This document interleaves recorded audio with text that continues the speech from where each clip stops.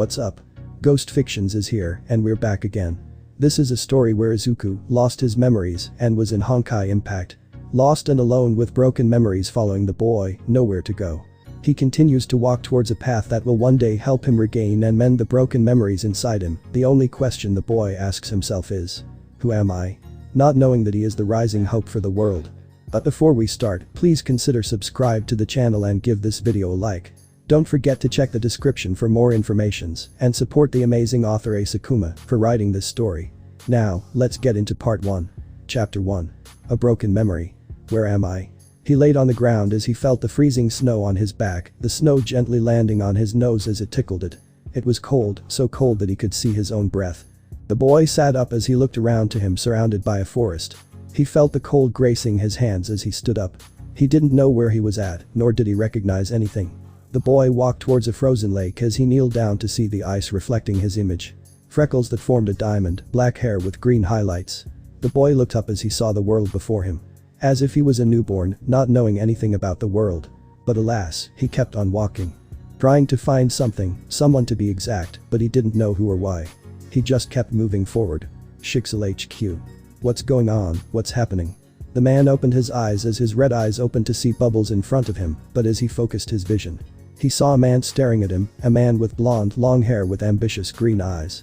A strange specimen you are, a man holding a hairshire core within his body. The man walked forward to the test pod as he placed his hands on the glass. I wonder, what kind of hairshire are you, a hairshire? What is that? And who am I? How did I get here? The boy kept wandering to find an answer to his onslaught of questions that consumed his mind. He walked and walked for hours, hoping to find something to ease his growing curiosity. The only things he could see was the white snow and the trees that were surrounding him, as if he was forever trapped in this white hollow forest. He walked and walked as he then heard a growl as he turned to see a wolf approaching him. He took a step back as he didn't know why it was looking at him like that. He tried to run away from it, but he was completely surrounded. A pack of wolves found its next prey. The boy felt fear consume him. He backed up onto a rock as he watched the wolves closing in. He breathed heavily, afraid what might happen to him. He then saw a wolf pounce towards him. As if on instinct he ducked under the wolf as he ran as fast as he could. He could hear multiple footsteps behind him as the crunching of the snow was all he could hear behind him. He ran and ran, hoping to lose the hungry wolves. He kept running, only to find out that he was running out of breath. He once started to slow down as he was growing tired, his heartbeat paced. His legs started to feel sore as he kept running. His vision blurred as he kept running and running. He then felt a heavy weight land on his back as he turned to see a wolf on his back, as he then swiftly swiped it off. The boy then felt his leg get bitten as he screamed in pain. He shook it off as he then limped away. He could feel tears streaming down his face as he continued to limp until he turned only to be pinned down by a wolf. The boy looked at it in fear as he only saw death. He wanted to get away, but fear struck his body, unable to move. He could only watch as the wolf was about to bite down on his neck. Izu. The boy widened his eyes as words played into his mind. His mind cleared as if he was stopping time itself. 1. 4. All. The boy then lifted his right arm out as energy surged through it as he then looked at the wolf and gave it a right hook, sending it flying back. He felt the wind blow as it caused the snow to fly around. But little did he know, the boy killed the wolf in one punch and a massive crater was made, leaving a trail of destruction. The boy stood up as the wolves stepped back as they saw something inside the boy, a blazing flame, as if they could see many souls behind the young boy. The energy he used on that punch took a lot out of the boy as he felt his boy crumble under the weight of the power he used. He didn't know what he did, nor how he did that. He was scared and terrified. He was lost and confused. The wolves beside him were frozen in fear. They ran away as the boy watched them scurry off in the distance as the snow cloaked their figures. He breathed heavily as he then winced in pain as he stumbled on his bottom. He was bleeding on his leg. His eyes started to slowly give out as he then passed out in the snow. But before his eyes closed, he saw a faint flaming figure in front of him, a golden flame that was bright. He could barely see it, but he could have sworn it was speaking to him. Henry was an old man going on walks in the forest even though it was snowing. He still found his way back into the city. He enjoyed the walks in the forest, making him forget about the impending eradicating beast that hunted down humanity. The forest was his comfort place. His grandchildren all worry about him, but he comes home every day fine as if nothing ever happened. But today was different. While he stumbled into the forest again. One thing he saw out of the ordinary was a trail of blood on the snow. Henry was worried that someone might have gotten attacked by wildlife or by Honkai beasts. Henry pulled out his gun as he wanted to make sure he wasn't getting into trouble. He followed the trail of blood as he also saw multiple wolf tracks. Henry deduced that the wolves were hunting for food as he then noticed that the trail of blood stopped as a tree. Henry saw a large lump under the snow but also noticed a massive crater that led towards the mountain. He was shocked to see this, and what kind of beast made this? Whatever was under the lump of snow was dangerous. He was hesitant at first, but he then dug under the snow, only to find a young boy unconscious and cold under the layer of snow. The old man was shocked and confused. Why was a young boy like him out in the snow, or even here in the first place? The man couldn't leave the boy alone as he carried the boy on his back. As he carried the unconscious boy back to the city, to his home. The boy slowly opened his eyes as he saw a brown roof under his head. As he slowly got up, he looked around to see he was in a cabin. He looked at his keg as it was wrapped in bandages. The boy tried to move but, "I wouldn't move, young man, your leg is still healing." The boy turned to see an old man with a bowl of rice and soup on a tray as he walked towards the boy. He sat down next to the bed where the boy was laying. He sent it down on a drawer right next to the bed. He then grabbed the bowl of rice as he handed it to the boy. "Here, you must be hungry." The boy stared at it as heard his stomach growl. The boy then grabbed it out of Henry's hand. Henry smiled as he saw the boy eating to his heart content. "So, what's your name, and what were you doing out in the middle of the forest?" Henry asked. The boy looked at him confused. "My name." The boy didn't know, he didn't even know why he was here or there in the first place. But what was worse was that he didn't even know his name. But then the memory stayed with him. "That will be my only salvation. Izuku me." Izuku held his head as it started to hurt. He struggled to remember anything. "You must have amnesia, it's fine if." "Izuku. I think that's my name." Henry smiled. "Well, that's a start, don't worry about the other memories, they'll come eventually." Izuku nodded as he looked down at the bowl. The question never left his mind. What was he doing? Why was he here? What was he doing before he got here? So many questions and yet none of them were answered.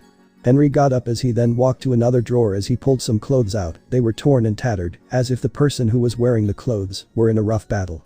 Henry walked up to the boy as he looked at him with worry. "When I found you, you were wearing these clothes and also some equipment on your arms."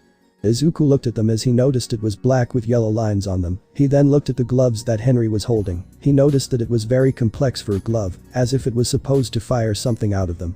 Izuku looked up to Henry as he shook his head. Henry sighed. "Well, it was worth a shot. Oh, by the way, my name is Henry Forthbright." Henry then left the clothes and equipment on the drawer next to the bed as he then headed for the door. "I'll be back, just rest for a while, okay?" Izuku nodded as he then laid in bed as he was exhausted, but still he wanted to know, where was he? Who was he? Izuku slowly started to drift into a slumber as he then fell asleep. Henry watched as he saw the kid go to sleep.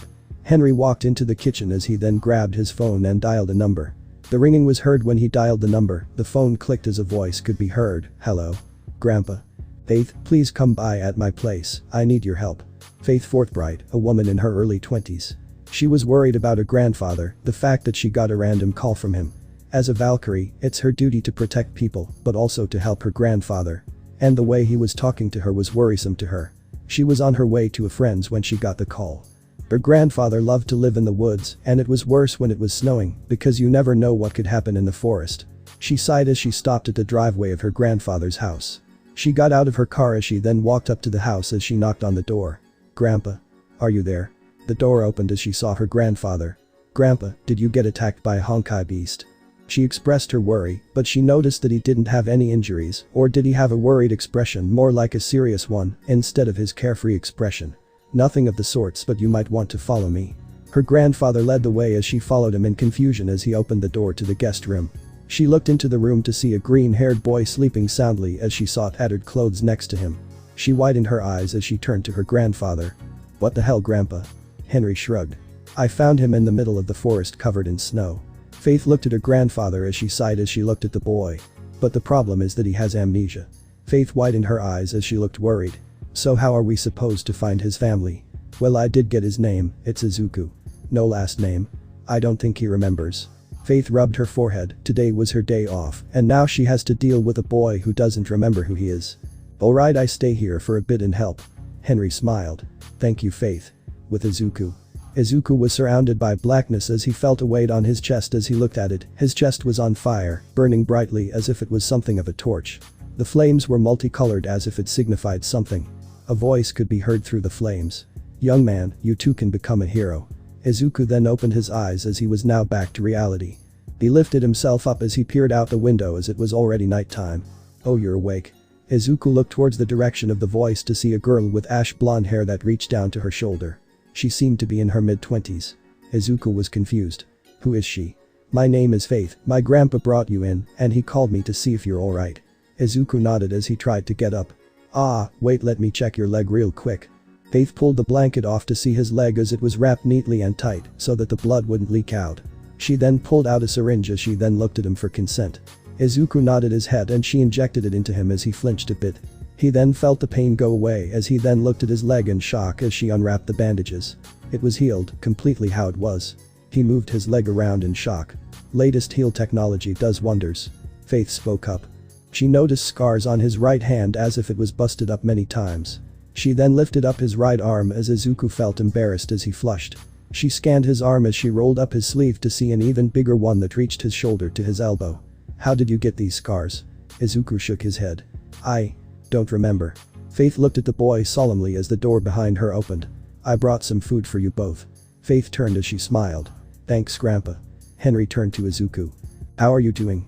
Izuku flexed his leg and arms. I'm fine right now, sorry for the trouble I caused. Henry shook his head. It's fine, do not worry about it. Faith looked at Izuku. It's best if you stay here for a while until your memories come back to you. Izuku nodded as he looked at Henry. I can help around if I can. Henry rubbed his chin. Well, I do need help with some errands tomorrow, we can do that. Izuku nodded as he smiled. I would gladly help. Faith smiled as she got up. Alright, I'm going to head out now, I work tomorrow, I'll see you next time. She waved them goodbye as she headed out of the cabin. Henry turned to Izuku. Well, tomorrow is going to be a busy day, so get some rest. Shixel HQ. Overseer, is it true that this man has a Herrscher core inside of him? A blonde woman asked as she wore a white armor with blue outlines on them as her lance was behind her. Indeed, Durandal, this man also appears to have something else that I can't figure out. He was scanning through the biometrics of the man in the pod. It would appear he has other powers as well, one without Honkai energy. He then looked at the man as he approached the pod. The man on the other side looked at him as well as he was confused and annoyed at how long he had been in the test tube. During his time in the pod, he could remember a faint but broken memory, one that has made him aware that he may not have all of his memories. I will stop you. But I won't ignore the child crying inside. A voice that made him irritated. Something was itching, it was his neck as if he had the urge to just destroy anything. But another part of the man found peace in that voice, hope and reassurance in those words, as if it was something that he needed to be stopped. All these questions filled his mind, but one thing was for certain. His name was S001. Was that his name? No, it couldn't have been. He needed to know who he was and what that voice was about. But before he woke up, he heard two names that resonated within him. Tenko and Shigaraki. A few days later. Izuku has gotten used to the way of living with Henry as he helped around his house, cleaning and carrying wood. Henry was surprised at how much strength the boy actually had. He carried a whole log by himself without breaking a sweat. Faith came by from time to check up on Izuku, still though his memories were still lost, occasionally would come in broken fragments. Izuku didn't know what they were, but it was a start to remember who he was, his origin. As Izuku placed the last log on the ground as he wiped a sweat drop from his forehead. He looked at his work as he nodded. I think that's enough for today. He then headed back to the cabin to see Faith and Henry talking. He walked towards them as they both noticed him. Oh, hello Izuku. Henry greeted him and Faith waved at him as he waved at them back. Before he could head inside he heard them whispering as Faith was lecturing him. Hold on Izuku. Henry stopped him. Izuku stopped and looked at the two as Faith elbowed her grandfather. He just sighed and looked Izuku in the eye. Izuku, Faith thinks it's a good idea for you to go to the city and experience life there. Izuku widened his eyes in shock. The city? Henry nodded. She is a Valkyrie so she has ties, she can help you get a nice place to stay and a job that can help you get through, possibly in a school for you. Izuku thought about this, staying here was relaxing, but it wasn't helping him find his memories. If he was going to find his memories, why not go to the city? It may trigger something within. Izuku thought long and hard about it as he then looked at the two and nodded. I think that's a good idea, it could help me get my memories back if possible. Faith smiled as Henry nodded. Alright, pack your things, we'll leave tomorrow to the city. Izuku nodded, but he also had a question as he looked at Faith. By the way Faith, what's a Valkyrie? Then Henry and Faith looked at each other as they then smacked their foreheads, as if they were ridiculing themselves for not explaining a known thing in the world. Hyperion.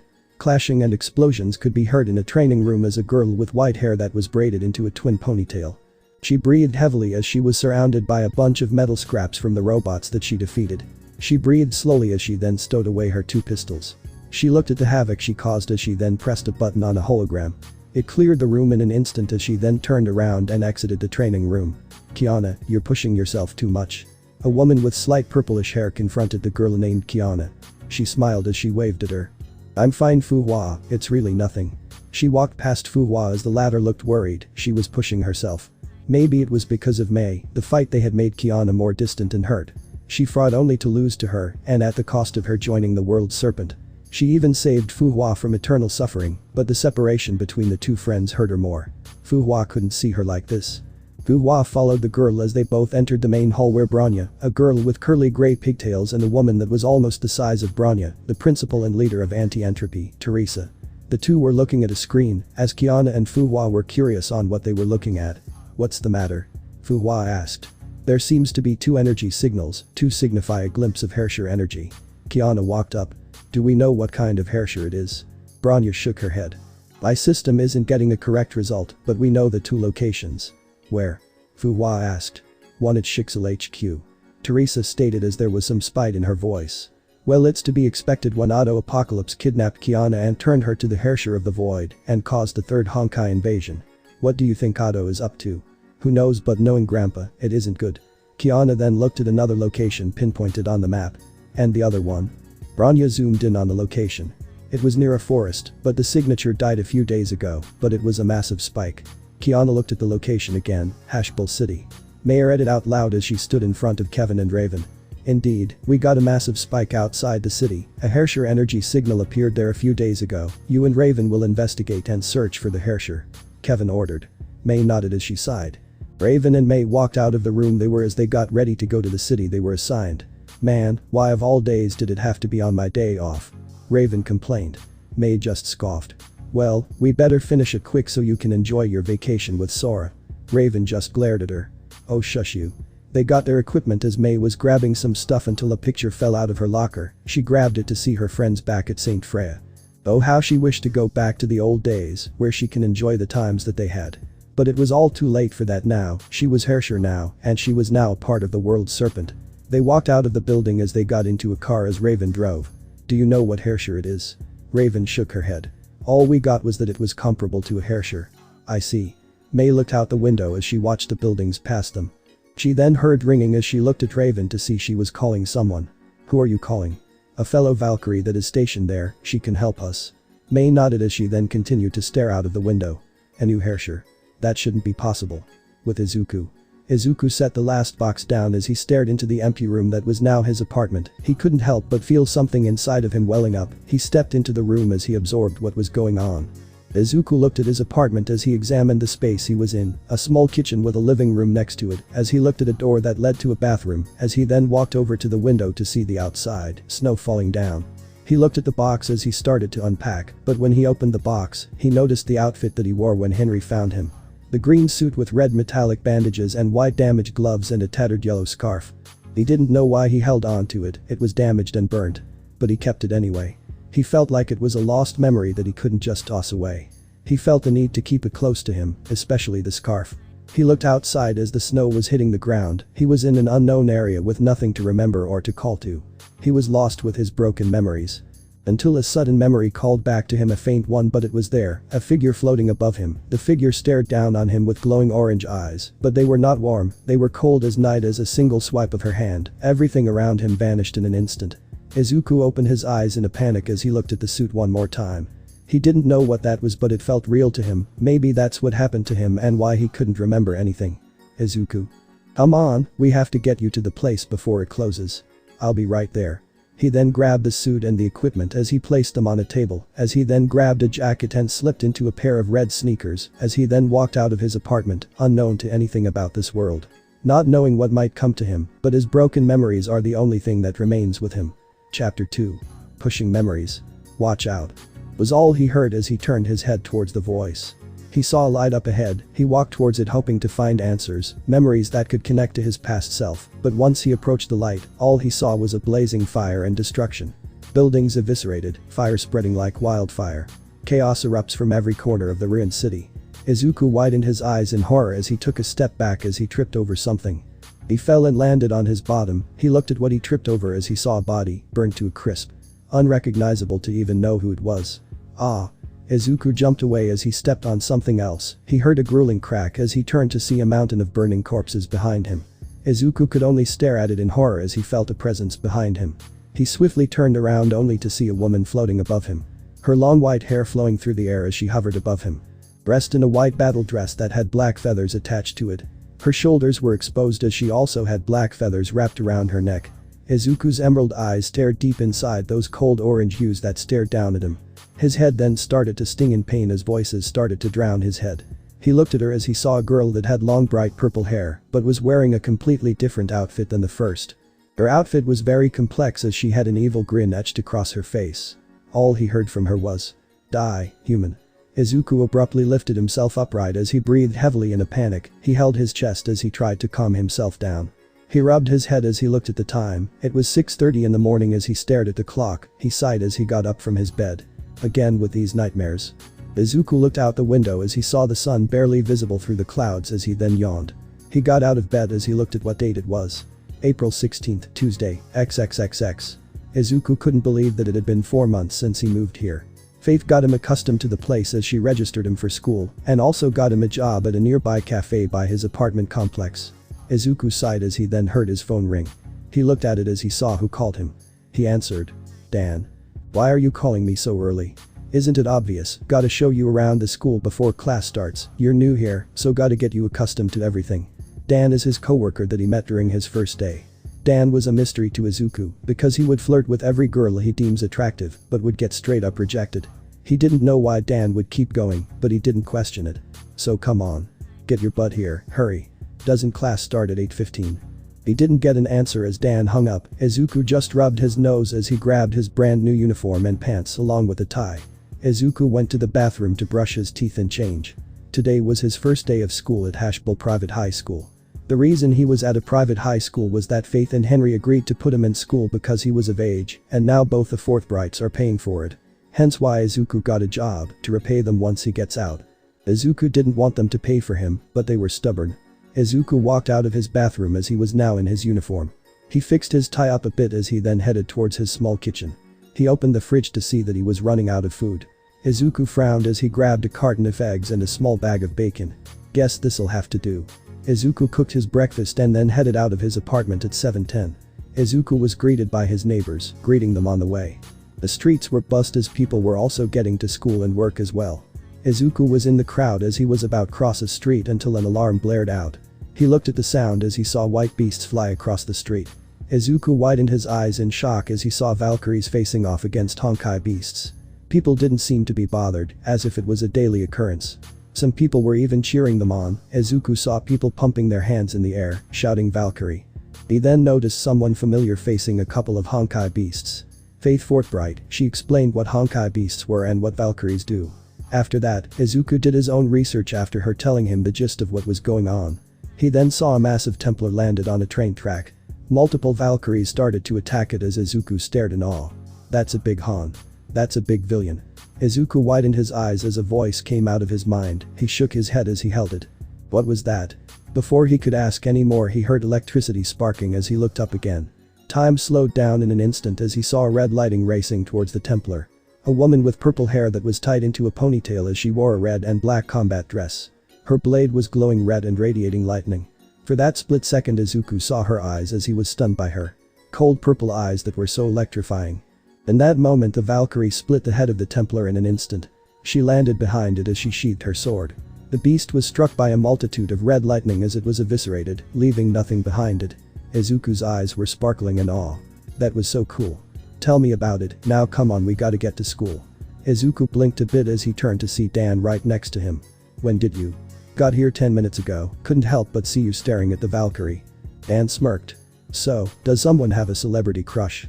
Izuku looked at him bewildered. What? No. It's just that Valkyries are really strong and cool, you know. Dan smirked. Oh yeah, but you were only looking at the purple-haired girl. Izuku just sighed as he didn't bother trying to argue with Dan. Ever since Izuku first met Dan, he would always tease the boy. Izuku got used to it over time. Come on, let's just go. Izuku started to walk towards the school. Alright. Dan followed behind.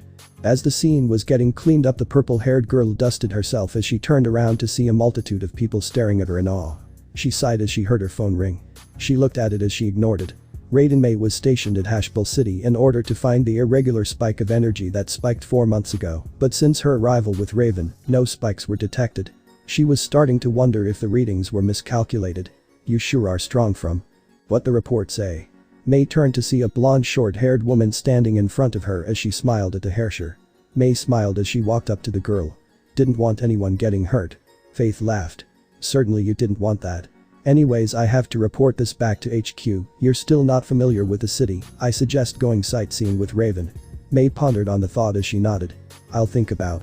Faith smiled. Alright, well, I'll see you around. Faith then headed towards the rest of the Valkyries as Mei watched her. Mei wanted to know if Faith was responsible for the strange energy signatures. But she can only wonder. With Kiana. Every step you take, you'll always hurt everyone around you. You're nothing more than a curse, a monster. Kiana closed her eyes as the black void completely surrounded her, filling every void that surrounded her. She wanted the voice to disappear. She wanted her to stop tormenting her, but it was no avail. Every time she was at her lowest point, that monster would swoop in and try everything in her power to control her. Kiana wanted it to stop as she opened her eyes, but then it became quiet. She let go of her ears as she looked around until she saw a bright light. She looked towards it as she saw a bright multicolored flame. She stepped towards it as she was entrapped by the beauty of the flame. She reached out towards it until she heard voices coming out of it. This is the end of humanity, the end shall fall upon you wretched beings. Kiana saw a burning city as death and destruction was all she could see. She saw people losing hope and people that were dead. Kiana widened her eyes in horror. She then looked up in the air to see a woman that looked similar to her. The monster that caused all of this, the Herrscher of the End. This is what you will become, and will be your future soon enough. Kiana fell to her knees as she wanted nothing more than to disappear. All she heard was cries of the people surrounding her. She then heard a footstep as she turned to see a masked figure wearing a green suit and a yellow scarf. She couldn't see their faces or why they were standing. They marched towards the monster as the Herrscher stared down at the figure. I won't let it be the end, this isn't our end, I won't let it. Kiana widened her eyes as the next word shocked her. I'll make our own future. Kian woke up in shock as she sat up quickly. She breathed heavily as she was wondering what kind of dream that was. Kiana, are you alright? She looked to her side to see Fu Hua, worried. It seems you had a nightmare. Kiana slowly nodded as she was trying to grasp what she saw.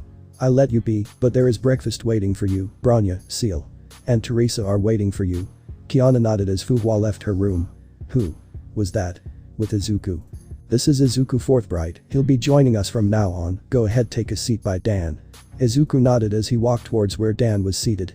Lucky that you get to sit next to someone you're familiar with, huh? Dan whispered.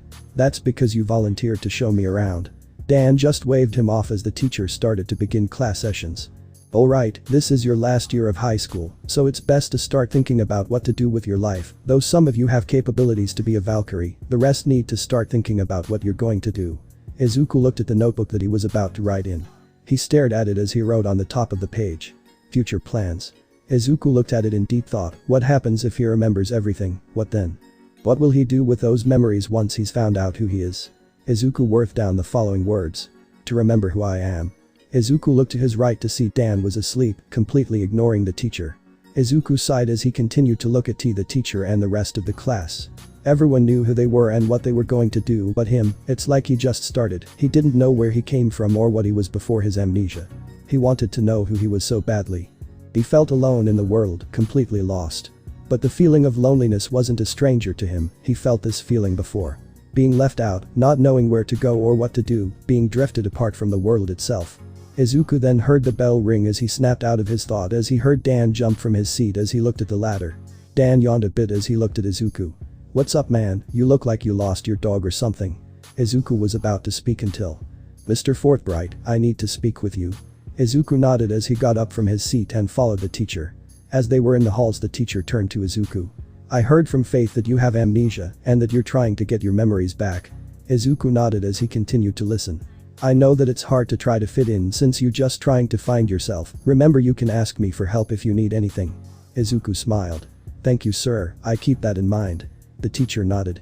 Alright, continue on, your next period is about to start. Izuku walked back inside as he sat down as Dan leaned towards him. So what happened? Oh, just something about my amnesia. Izuku answered. Dan nodded. Ah, don't worry about Izuku, your memories will come back to you in no time, man. Izuku smiled and nodded as he heard the classroom door open as everyone stood up and bowed. They then seated back down as Izuku continued with his thoughts, the future. I wonder. What was I like in the past? Izuku looked at his scarred right hand as he couldn't help but wonder. What did he do that made his hand mess up so badly? With Kiana. The Hyperion was on its way to Hashbal City as Kiana stared out into the window as she saw the clouds passing by, as she couldn't help but look at the bright sky. Kiana couldn't help but wonder what she dreamed about, the Herrscher of the End and someone else challenging the End. Someone who was brave enough to even go up against a god. Kiana didn't know what to make of the dream. Kiana. She turned to see Seal behind her. Seal. What's up? Seal was twiddling her thumbs as she couldn't really muster up the words. Why you look sad, is something bothering you? Kiana softly smiled. I'm fine, promise. See? She gave her brightest smile possible as Seal smiled a little. Okay, during the meeting, you looked out of it. Yeah, just had a nightmare, but I'm fine now, thanks for asking. Seal smiled as she walked away. Kiana waved by at her. Once Seal was out of sight, Kiana frowned as she leaned towards the railing looking at the sky again. She sighed as she couldn't help but think of her friend that parted ways with her. She closed her eyes as a tear dropped on the floor. With Izuku. Izuku walked with Dan as the latter stretched his back. Gah, finally I thought school was never going to end. Izuku didn't respond, he was in too much thought, thinking about the future. He kept looking at the floor, wondering if he'll ever find the answer. Hey Izuku, you look down again. Dan pointed out. Izuku looked at his friend. Oh well it's just I can't stop thinking about what happens when I get my memories. Dan stayed silent as he looked at Izuku with worry. Will I be a completely different person than I am now or the same, and what happens after that, what am I going to do once I get those memories back? Dan then smacked the back of his head as Izuku's eyes widened. Ow. Hey, what was that for? You're overthrowing about this too much, man. Come on man, you can't rush these things, man. I'm sure you'll be fine once you get those memories back, so stopping worrying about what happens in the future and be in the present, man. Izuku looked at Dan in shock, he looked down again as he nodded. Yeah. I guess you're right. Damn straight I am now, come on let's go hang out, get your mind off of it, how about the arcade? Izuku smiled as he nodded. Sure. That's the spirit. Dan shouted as he hit Izuku on the back. So what should we play over there? I still need to beat you in that fighting game. Don't know how you're so good at it. Izuku shrugged. Don't know, luck I guess. Bullshit, I think it's. Before Dan could finish, a red and white beam of light slammed down on a crossway as it caused a massive shockwave throughout the entire city. Dan and Izuku were blown off their feet as they looked at the strange beam. Izuku felt his head start to hurt, as if a knife was just jabbed into his brain. Izuku then heard the alarm go off. Honkai beasts. Now. Dan exclaimed. Izuku got up as he saw people running away, he looked at the beam as Honkai beasts started to pour out of it. He looked at Dan as he got him up. Dan, we need to get out of here now. Alright. They both ran with the people as Izuku turned to see a Ganesha that was all black and had blue outlines, it was bigger than what he read about them. Look. The Valkyries are here. Someone screamed out. Everyone cheered as they all watched as a squadron of Valkyries flew towards the Honkai beasts. He then noticed a familiar blonde-haired woman with the squadron. Hey Izuku. It's Faith. She had a spear in her hand as she motioned her teammates. They all split as a couple of Valkyries approached the crowd. Everyone please evacuate immediately. Everyone listened as they ran away from the scene. Izuku followed everyone else, but then a loud roar echoed through the city as he turned to see the Ganesha signaling the Honkai beast as they listened and started running towards the civilians. Everyone panicked as they split. Chaos ensued as people started to run away. The Valkyries tried to hold them off, but some of them slipped through and chased the civilians. Izuku watched as he noticed Dan wasn't by him anymore. Dan. Where are you? Before he could do anything else, an archangel came soaring at him. Izuku widened his eyes as he put his hands up in defense. Not knowing that his arms started to glow, red streaks that outlines his veins started to appear. But the archangel couldn't get to him as it was cut in half. Izuku didn't feel anything as he put his arm down to see Faith in front of him. Izuku, get out of here now. I can't leave without Dan. I'm sure Dan got caught up in the chaos, I'm sure he's smart enough to go to the nearest shelter, don't worry he's fine now, get out of here. Izuku nodded as he started to run. Faith got ready as she started at the many Honkai beasts that were appearing.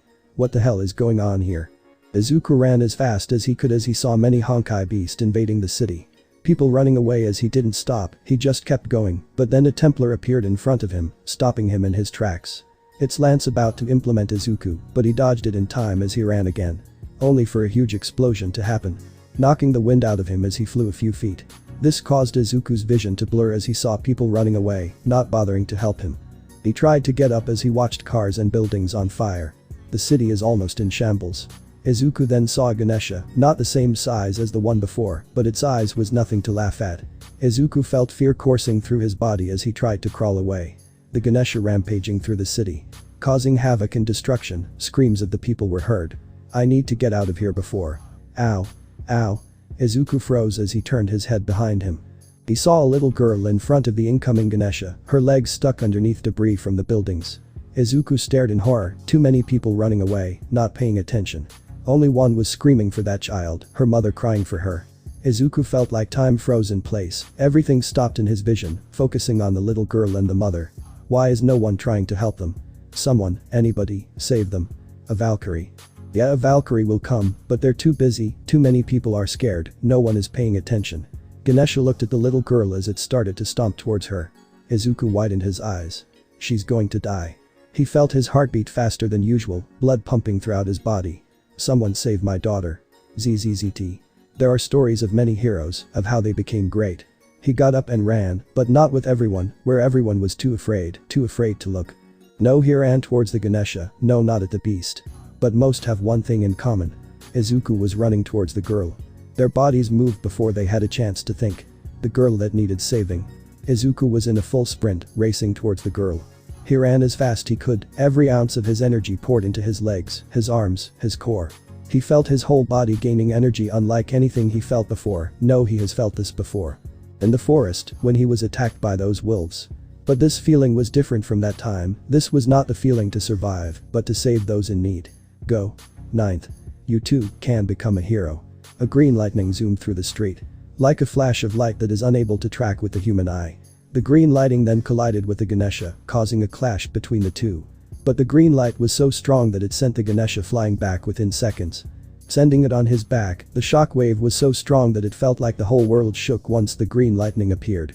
Beep beep beep, the computer system was going haywire as Teresa, a small girl with white hair, watched as her systems were completely going crazy. What the?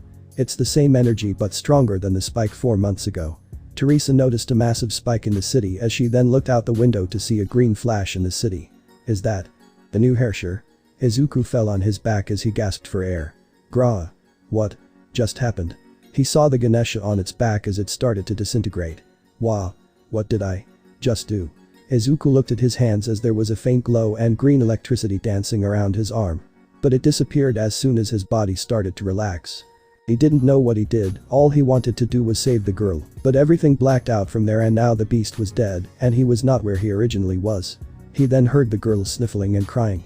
He sighed in relief that the girl was alright, but she was too scared to open her eyes. Izuku got up as he tried to walk towards her. But he then felt his head completely ache, as if 100 needles were jabbed into his head all at the same time. He held his head in pain. Brah. Young man, you too can become a hero. I want to save people with a smile. I want to be a pro. I will save you. Meddling when you don't need to is the essence of being. I can't ignore the boy who was crying inside. What? Who's there, where? Izuku asked as he held his head, voices kept pounding his head, but one came out more clear and louder than the others. Humanity won't end, I won't let it, I'll create the future for them, they deserve to create their own end, their own story. Izuku gasped for air as he held his chest in shock. He noticed that the girl was still trapped as he shrugged off the pain. As he walked towards the girl. The latter still had her eyes shut, but then she felt the rubble lift off of her leg as she looked up to see Izuku. He softly smiled and brought out his hand. Don't worry, you're going to be fine. The girl's eyes brightened, as if she saw a hero, but then it turned into horror. Izuku noticing this as he turned to see a Templar and a couple chariots and a swarm of archangels. Izuku widened his eyes as he held the girl close, covering her, using his body as a shield.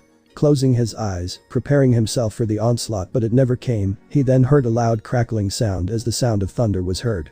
A massive red lightning slammed on the horde of Honkai beasts. Izuku opened his eyes as he turned his head to see a red lightning slamming down on the beast, completely destroying every one of them. Izuku watched in awe as he noticed a figure walking out of the lightning. He widened his eyes in shock and awe as the person walked out. Long beautiful purple hair flowed behind her as her posture was like lightning and thunder itself. Elegant and fierce, her eyes glowing in a red and purple hue. Her horns make her stand out more. Her katana glowing red and purple as she sheathed it in her scabbard. She continued to walk towards Izuku as the latter couldn't move, his eyes couldn't peel away from her, as if watching the queen gracing her presence to him. While this was happening, at the Shixel HQ, a certain test subject felt the power surge. He awoke as his eyes saw the multicolored light in the distance. 1. 4. All. Otto heard this as his eyes widened in shock as he smiled intently. 1 for all. Where have I heard that from? Chapter 3. Fragments of Memories. A lone woman stood on a cliffside. She wore a cloak that concealed her face and body as she stood over the city of Hashbal, watching chaos ensue. But it all stopped once she saw the green light. She felt that presence before. She knew what it was, a single tear flowed down her cheeks. She walked away and she looked ahead as multiple cloaked figures were in front of her. Let's go. She walked past them as they followed behind her, disappearing into the forest. In a space where broken rumble floats aimlessly in the space, as in the center of the space was a courtroom. The space was devoid of barely any light. In the courtroom stood a puppet that had yellow hair with some sort of blindfold on. But she wasn't the only one in the room. Many puppets were in that room that all looked like the puppet in the middle. The one in the middle slammed down a panel as it got the attention of the many puppets in the room. Attention, attention. The puppet demanded. We need to discuss the next phase of our plan. The puppet announced. Why, we just do the usual, do our own things, it works all the time. A puppet in the seats called out. Yeah. It's working smoothly so far, now we just need the other Herrscher cores, and then we can destroy humanity. Yeah. The puppets agreed. But they were silenced once more by the puppet with the panel. Did you not feel that power just now? The puppets looked at each other as they nodded agreement. Indeed, that power surge was strange, almost too familiar and dangerous. Indeed it is, because whatever that power surge is, it's still alive and growing with every second. The puppet explained. So? What should we do? Kill the source. How? We can't track it anymore. The puppets started to argue with one another, trying to find a solution. Silence. Everyone fell silent as they looked at the center of the courtroom. The human Herrschers are close to each other. And I'm sure they wouldn't ignore a power surge that strong, even the will of Honkai is telling us to destroy it. They all looked at each other, hearing their master's name. It's fine, because we are Herrschers. They all stood up as they all giggled maniacally. We are the Legion. Hashbal City. It seemed like time slowed down as Izuku kept watching the girl in front of him approach. He held the little girl in order to shield her from the incoming debris. As the girl was now close to Izuku, her purple gaze scanning the boy. Izuku didn't move, he was so caught in her eyes. But for some reason deep down, a cold feeling brewed within, he didn't know why, but he shoved it down. Are you two alright?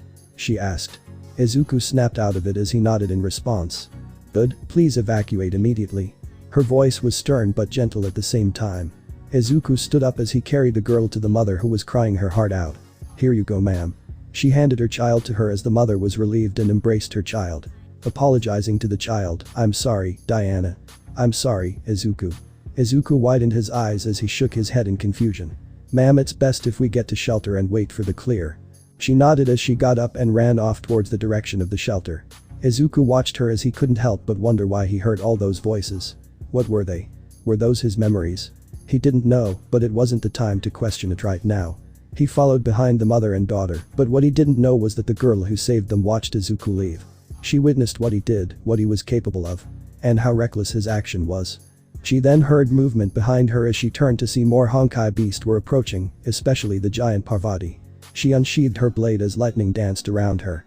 Come, Kurakara. With Izuku. Come in everyone, wait until the Valkyries give the clear.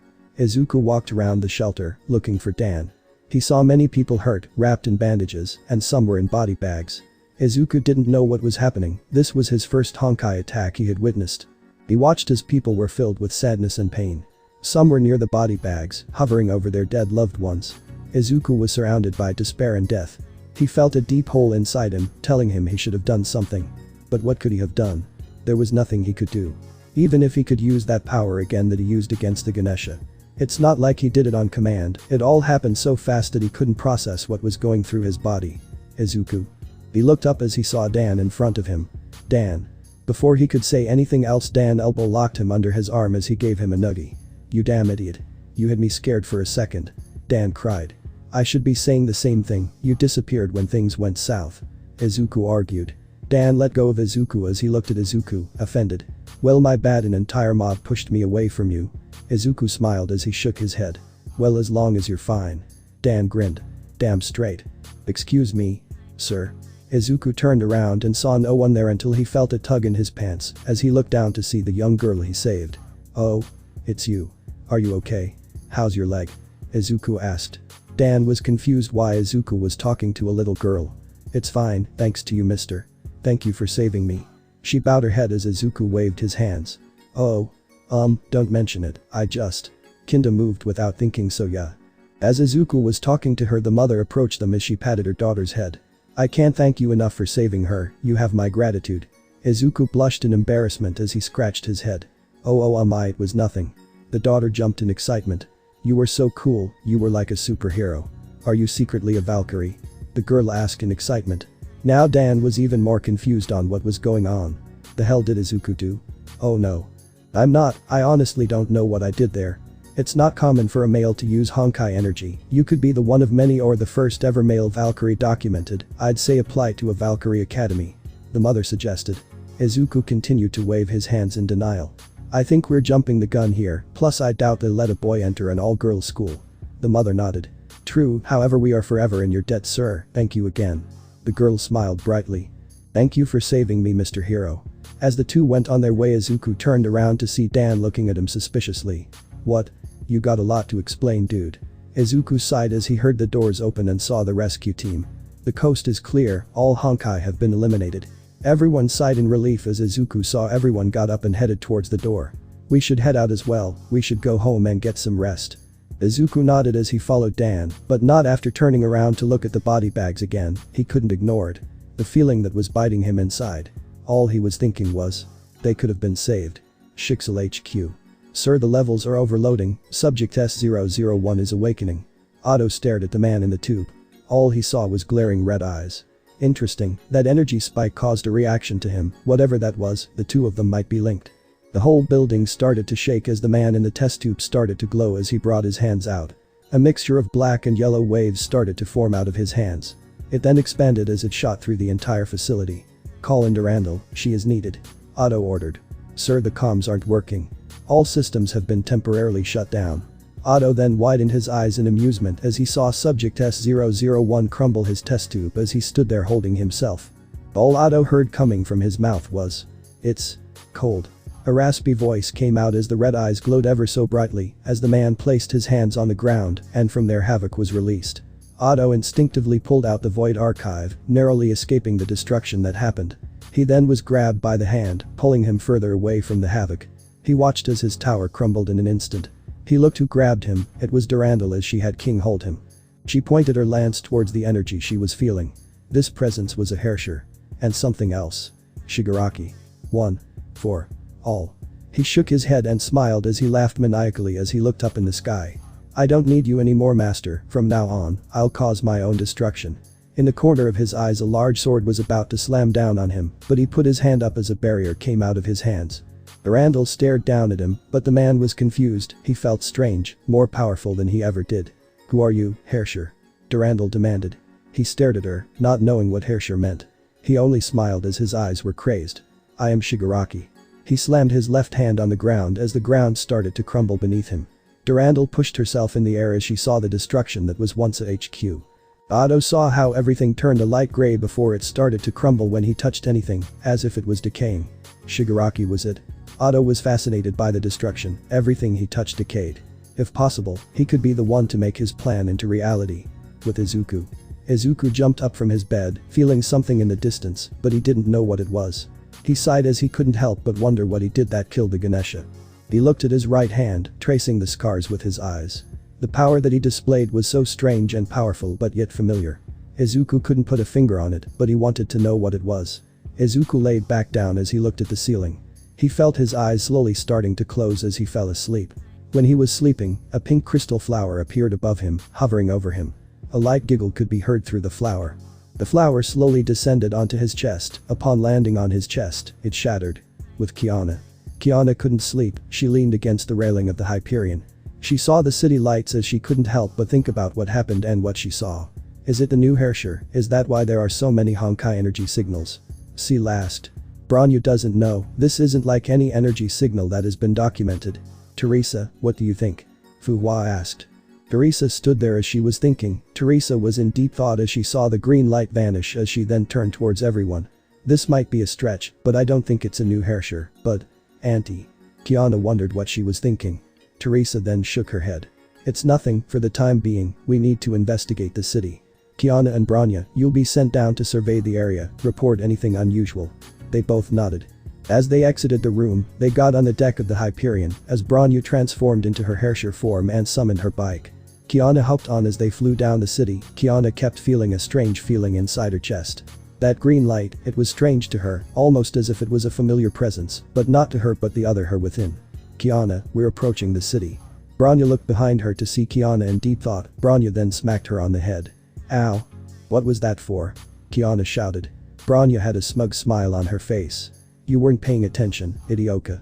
She kept driving towards Hashbal City as Kiana squinted at Branya as she saw the smug smile on her face. Ah. You did it on purpose, Branya. Branya doesn't know what Idioka is talking about. Kiana pouted as she crossed her arm as she smiled a bit at the antics Branya displayed. Branya looked back as she smiled too. There it is. Kiana looked at her confused. What, the city? Branya shook her head. No, it's nothing, Idioka. Kiana tilted her head in confusion until both of them heard a loud thunder crackle, and then lightning struck down on the city. They saw a stream of red lightning dancing around the vicinity. Kiana knew that lightning anywhere as she widened her eyes in shock. Mei-senpai.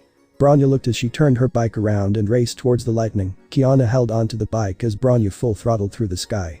If Mei-senpai is here, then that means the world serpent is also looking for this strange source of energy.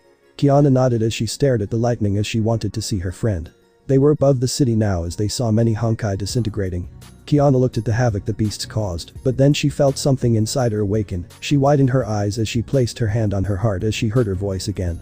She was frightened. Kiana didn't know why she had awoken again, but all she heard from within. That boy. Kiana was confused. That was all she heard from her. She didn't even try to torment her, but was focused on something else. She looked down on the streets again as she saw a few people running away from the stream of lighting. Then she saw a multicolored light inside the boy running behind the other two. It was as if there were multiple souls inside of him. Kiana couldn't get his face because Branya then abruptly stopped as Kiana turned to see a red dragon in the sky as it shot out a red stream of lightning out of its mouth, and on top of the dragon was none other than Raiden Mei. Kiana froze as she saw her cold eyes. Fierce as thunder and lightning combined. She remembered her fight against her. How she completely overpowered her, the Herrscher of Thunder. She built up the courage as her face changed from shock to determination. Mei-senpai. She shouted. Branya then raced towards her. Mei widened her eyes as she looked down to see Branya and Kiana racing towards her.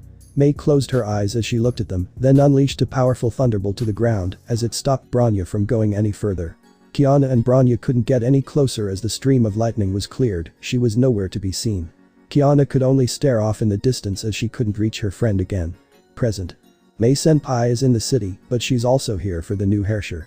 Kiana looked at a photo she took when they first arrived at St. Freya. She wanted to go back to the time where they were all still learning about being Valkyries, but she can't change the past. Himeko wouldn't want her to be this way. Kiana closed her eyes as she drifted in her sleep. But the one within stayed awake. She too couldn't rest, not when she felt it. The power that could change humanity forever. The Herrscher of the Void knew that the Herrscher of Thunder was the least of her concern. The boy was a threat to not only her but the Honkai as well. The next day with Izuku. Izuku yawned as he prepped the ingredients and cleaned the machines in the cafe as he was getting ready to open. Izuku, we're about to open, be ready for the customers, and Dan, try not to cause any problems. Dan grumbled as he was prepping the coffee grinds and the creamers. Izuku set the tables as he made sure they were presentable. Izuku's and Dan's school was cancelled for the next 3 days because of the Honkai attack. Izuku didn't have any plans, so he asked his boss if he could work today, and Dan did the same thing as well. Izuku got multiple calls from Henry and Faith, making sure he wasn't hurt. He reassured them this morning and would be visiting them after his shift. Alright boys. It's opening time, get ready. Izuku nodded as he finished the last table as he walked towards the counter and got ready to make coffee for people. Once the Honkai attack was over, he was surprised that the cafe was intact. The owner was relieved that his shop wasn't destroyed. But some parts of town were completely destroyed, but with advanced technology, they were able to fix some of the damage to the point where it was only minor damage. Izuku set a coffee mug down, but Dan was staring at the green head. What? You still haven't told me what happened yesterday. Dan answered. Izuku sighed as he didn't know himself what happened. It all happened so fast that he couldn't register it. It's a really long story. Yeah, well, I'm eager to listen to this long story, look, just give me the rundown. They heard the door ring as they both welcomed the customers in. We'll talk later, but after this, you're telling me what happened. Dan whispered. Fine. Izuku replied. And they got to work. With Raiden Mei. She strolled out on the street, but she was cautious and looked around just to make sure she didn't see Bronny or Kiana in the city. Raven, where are you taking me? Raven turned towards Mei. A nice cafe just up a street, I'm sure we won't be spotted by the two that you're concerned about. Mei was hesitant, but she sighed and followed Raven to the place that she said. It was 8:30 in the morning, so she could get some tea or coffee while they were at it. So anyway, about what happened yesterday, you sure it was a boy who displayed the energy? Raven asked. Mei looked at Raven and nodded. Yes, he displayed speed and inhuman strength that no ordinary human is capable of, but it seems that he can't control it. Raven put a hand on her chin as she rubbed it. Maybe he isn't aware of the power, well, whatever it is, our job is to watch him, and if he loses control, we capture him and send him to HQ. Mei nodded. Still, to beat a Ganesha with one hit is something, even if he didn't know to use his powers. Raven looked at Mei as she then stopped. Mei wondered why she stopped as she saw Raven placed her hand over her mouth, as if she was thinking of something. If he beat a Ganesha with uncontrolled power, then imagine what would happen if he could control it. Mei knew what Raven was talking about, friend or foe, that boy was a potential threat. Anyways, for now we just need to watch him and see any differences. Raven then continued onward towards the cafe she mentioned as Mei continued to follow behind her. But Mei didn't tell her what she exactly saw. The moment the boy activated his powers, he had no killing intent. The boy saved a little girl and he did it out of instinct. She saw how confused that boy was when he killed the Ganesha. She couldn't help but be reminded of her when he saved that girl. Always risking her life to save others, always trying to be the hero everyone needed. That boy was the same, reckless and selfless. And we're here.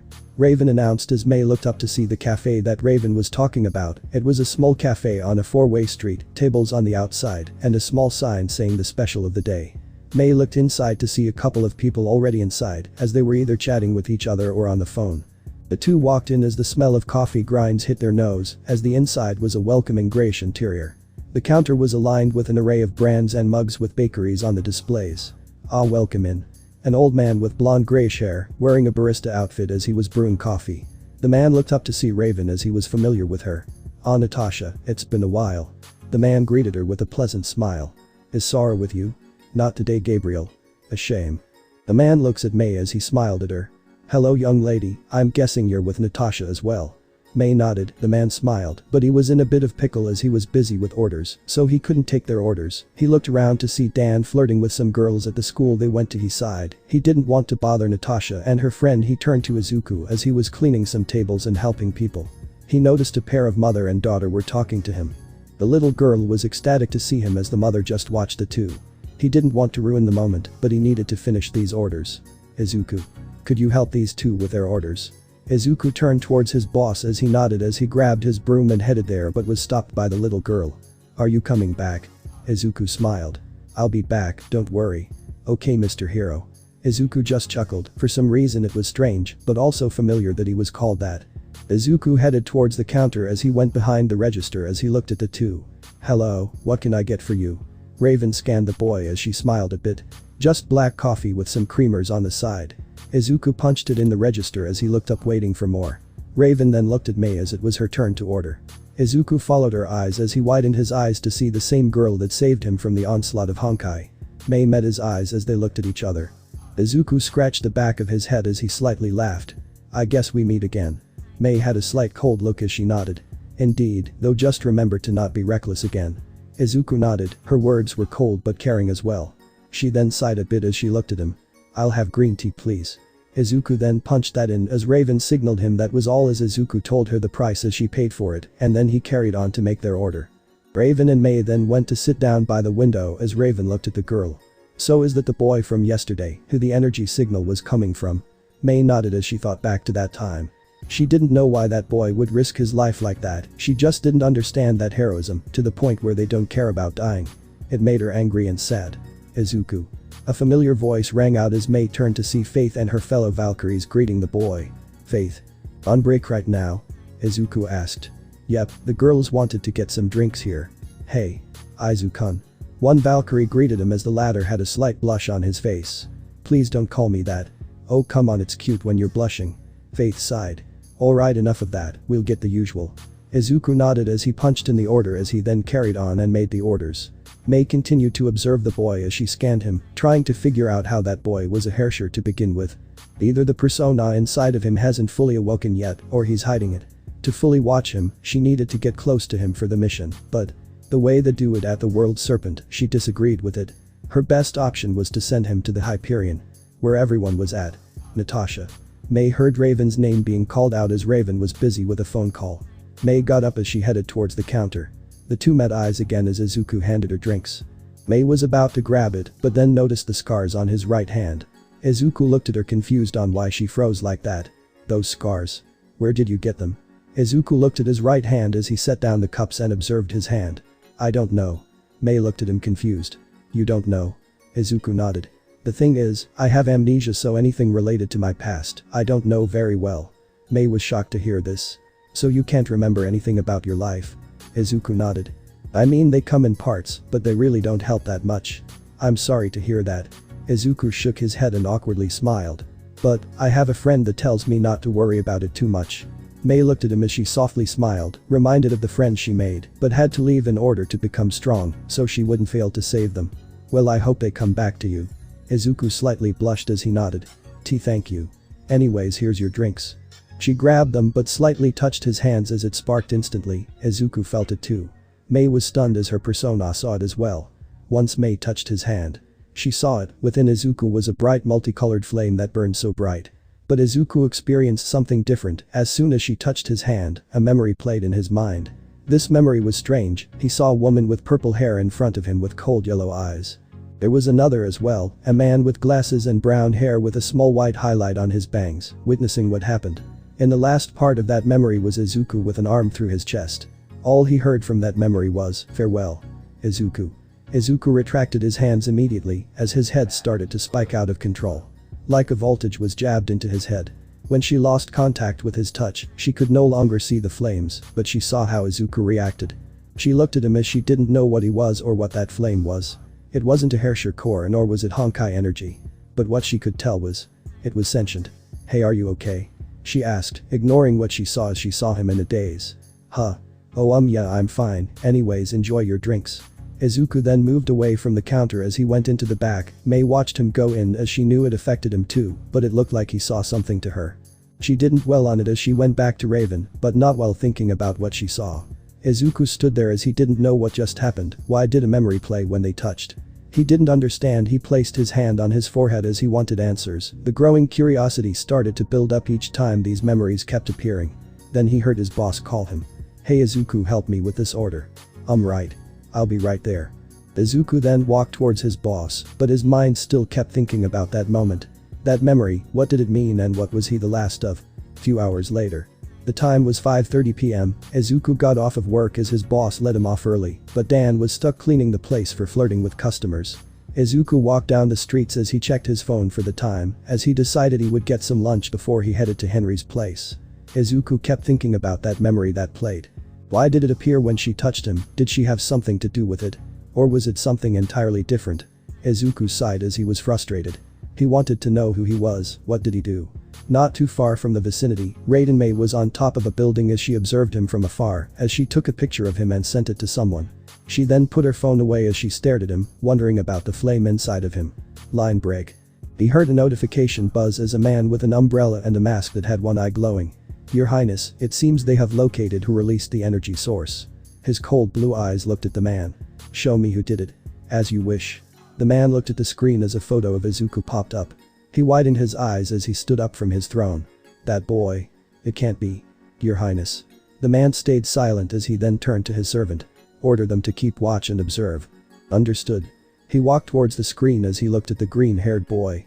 So you live, Izuku. Chapter 4. Encountering memories. You want me to do what exactly?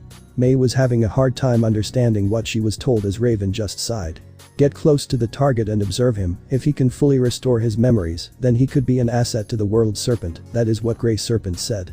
Raven explained as Mei just sighed as she sat on her bed in the small hotel that they bought. True, getting close to the boy was a plan and learning more about him, but did it really have to be her? They have many agents. They could send someone undercover and get close to him. And how will this get any answers from him? May questioned. Who knows, all they care about is that whether if he's a Herrscher or not. May just frowned from hearing that, but what was really strange about this mission was the strange call from Kevin. A few hours ago. After she had sent the photo 30 minutes ago. On her way to the hotel that Raven booked, she received a phone call. As she looked at it, it was Kevin. She swiped the answer button. Hello. What do you know as of now from the boy? May was shocked to hear Kevin interested in this. He works at a cafe shop and goes to school here in the city. It was silent for a moment as she then heard. Anything else? May thought this was strange as she continued to report. He goes by Izuku Forthbright, adopted by Henry Forthbright. He's also hiding something inside of him, though I don't think it's a Herrscher core. Kevin made a hum sound, signaling that he was listening. Also, he has amnesia, so he doesn't really know who he is. This stopped Kevin in his tracks. Oh? Does he know anything else? No, he can't remember a thing. It stayed silent for a few minutes as he then said. Okay, thank you for the report. For now, I want you to keep a close eye on him. Kevin. What is it? Why are you so interested in him? May was met with silence as he didn't say anything. May thought that he ended the call, but then he spoke. It's nothing. Just focus on the mission. He then ended the call, leaving May with more questions in her head. May was wondering who Izuku truly is. Present. Raven poured a cup of tea as she handed the cup to May. The latter grabbed it as she looked at Raven. Anything else that I should be aware of the mission? Raven shrugged. Just make sure you get close to him. May stayed silent as she looked at the cup, wondering why Kevin was so focused on this individual. With Izuku. 3 days have passed since Izuku returned to school. As he was sitting in class, he was still wondering about that memory that played. Izuku wanted to know more about himself. Day by day his memories kept coming, but it was hard to depict what he did and who he was in the past. Hey Izuku. The boy snapped out of his thoughts as he looked at Dan, who had his bag on his shoulder. Come on, class just ended, we gotta go head to the cafe. Oh. Alright. Izuku started to pack his things as he got up and walked out of the classroom with Dan. So about yesterday. Izuku looked at Dan, wondering what he meant. What about yesterday? Come on, you were going to tell me what happened on that day when the Honkai attacked. Izuku remembered that he was going to tell him, but he felt a wave of relief that he didn't point out that he was talking to. And I'm not going to ignore the fact that the purple-haired girl talked to you. It seems you met her too. What the hell happened? Dan questioned. Izuku sighed as he looked at Dan. Look, she was just a customer, nothing too serious. Dan eyed him for a bit. Alright, if you say so, but tell me what you did, and why did that little girl call you a hero? I just saved her from debris that fell on her. Really? Yeah, that's all that happened. Izuku answered. Dan was suspicious of him but decided to leave it. Are you sure? Because the mother also said that you used Honkai energy. Izuku stayed silent as he looked at his right arm. The power that he used was something he did not expect. It was something that I can't really explain. It just happened so fast that I couldn't really figure out what it was. Izuku said. Dan just looked at him as he observed Izuku. What? Izuku asked. So, you have powers. Like Honkai energy flowing through you? I doubt it, honestly I don't even know if that's even possible for me. Izuku denied. Dan was still skeptical, but decided to drop the topic. But then he thought about his powers again. Wait, so, what if you had these powers in the past, you know, before your amnesia? Izuku stopped as Dan looked at Izuku. The latter thought about it. He never really thought about it, but it all made sense. After he used it, he had a collective of memories flow through him. Maybe, who knows? Dan then thought about it. Maybe we can find a way to help you use it again. No. Izuku replied. What, why? Because it's too dangerous. What if I hurt someone in the process? Izuku answered. We'll do it in the forest where there isn't as many people around. Izuku had a hard time being convinced. The power killed the Ganesha in one hit. Whatever the power was, he wouldn't like to use it just to find out what it was. Still. Oh come on, this could help you with your memories, just think about it. What if that power is the key to regaining your memories? Dan tried to convince him. Izuku sighed in frustration. Just let me think about it. Dan shrugged his shoulders. Alright, fine, but this could really help you. Dan walked ahead of him, leaving the boy with his thoughts again. He didn't want to injure anyone with this power he somehow had, but Dan was right, using this power could potentially help him regain his memories. Come on Izuku, we're going to be late. Izuku looked at Dan waving at him outside of the entrance of the school. Izuku took a step forward before hearing, Midoriya. Izuku widened his eyes as he turned around to see who said that. Izuku only saw passing students walking by him until amidst the crowd. He saw a faint golden wisp, it then dissipated as Izuku only could watch in shock. Midoriya. That name, why was it so familiar to him? A few hours later. Izuku was cleaning the cafe as it was about to close. Dan had gone off early, as Gabriel sent him home early. Izuku then headed to the counter as he saw Gabriel cleaning some grinders and cups for the next day. Izuku then headed towards the back to put the broom away, but Gabriel called him. "Hey Izuku, something bothering you?" Izuku turned to see a concerned look on his face. "Oh. It's just something with my amnesia." Gabriel loomed at the boy solemnly. "Izuku, I'm sure your memories will come to you, you can't always rush things. You're healing right now, take the time to relax and focus on the present." Izuku stayed silent as he looked at Gabriel. Before he could speak, he heard the door ring, signaling a customer. Gabriel turned to see a familiar face. "Oh. Well, if it isn't Natasha." She waved at him. "Hey Gabe, sorry you're closing soon." Gabriel shook his head. "Not a problem at all." He then saw the girl from before behind her. "Hello again, Miss Raiden." She waved at him. Izuku on the other hand was shocked to see her again as well, remembering the last time they talked. "Hey Izuku, just make sure everything's clean and you can head home." Izuku nodded as he grabbed a rag and spray bottle with cleaning detergent. Izuku looked at Mei as she looked at him as well, and he waved at her. Mei returned the gesture as she ordered her drink. Izuku cleaned the tables as he looked out the window. The sun was barely visible at this point as nightfall was about to happen. Remembering what Dan said about his powers helping him restore his memories, Izuku couldn't help but see Dan's points. After he used his power last time, memories started to flood his head, though they were unclear and vague. Izuku closed his eyes, remembering the feeling he had last time. The flame that burned inside was ever so bright but also growing every time he saw it. He then imagined a star that connected to other stars, going on to the next and reaching a green star. Izuku opened his eyes as he was determined to find out who he was, so he decided to do something tomorrow after school. Izuku quickly cleaned the tables as he racked the spray bottle and put the rag in a basket. Gabriel noticed his quickness. "That was fast, off to somewhere." "Yeah, just heading to Henry's house." Gabriel smiled. "Alright, stay safe now." Izuku nodded as he caught Mei looking at him as he waved at her again. She then returned the gesture as Izuku left the cafe. Mei watched him as he left her sight. She looked at her cup but felt a few pair of eyes looking at her as she looked up to see Gabriel and Natasha looking at her. Gabriel having a smile of approval. "So, are you interested in him?" Mei just sighed as she looked at him. "It's not like that, it's just his amnesia concerns me." Gabriel nodded. "It was shock when Faith introduced me to him and told me that. I wonder about his family, they must be worried sick about him." Natasha. "Do you know what his previous last name was?" Gabriel shook his head. All he could remember was his first name. Gabriel wondered why these two were so interested in Izuku. He knew that they worked for the World Serpent, but he didn't really read upon them. "May I ask why you're so interested in him?" Natasha waved her hand. "Just curious, is all." Mei looked at her drink as she took a sip, wondering about the mission she was tasked. Evan's curiosity towards him, whatever it was, those two were linked somehow. With Izuku. "So you want to test out this so-called power you have?" Henry questioned as he looked at Izuku, skeptical of all this. Izuku nodded. "Maybe if I use it, it could help me regain some of my memories." Henry thought about but looked at Izuku with disapproval. "I'm sorry Izuku, but I can't allow you." "Why?" "Because we don't know what this power can do to your body if not properly prepared.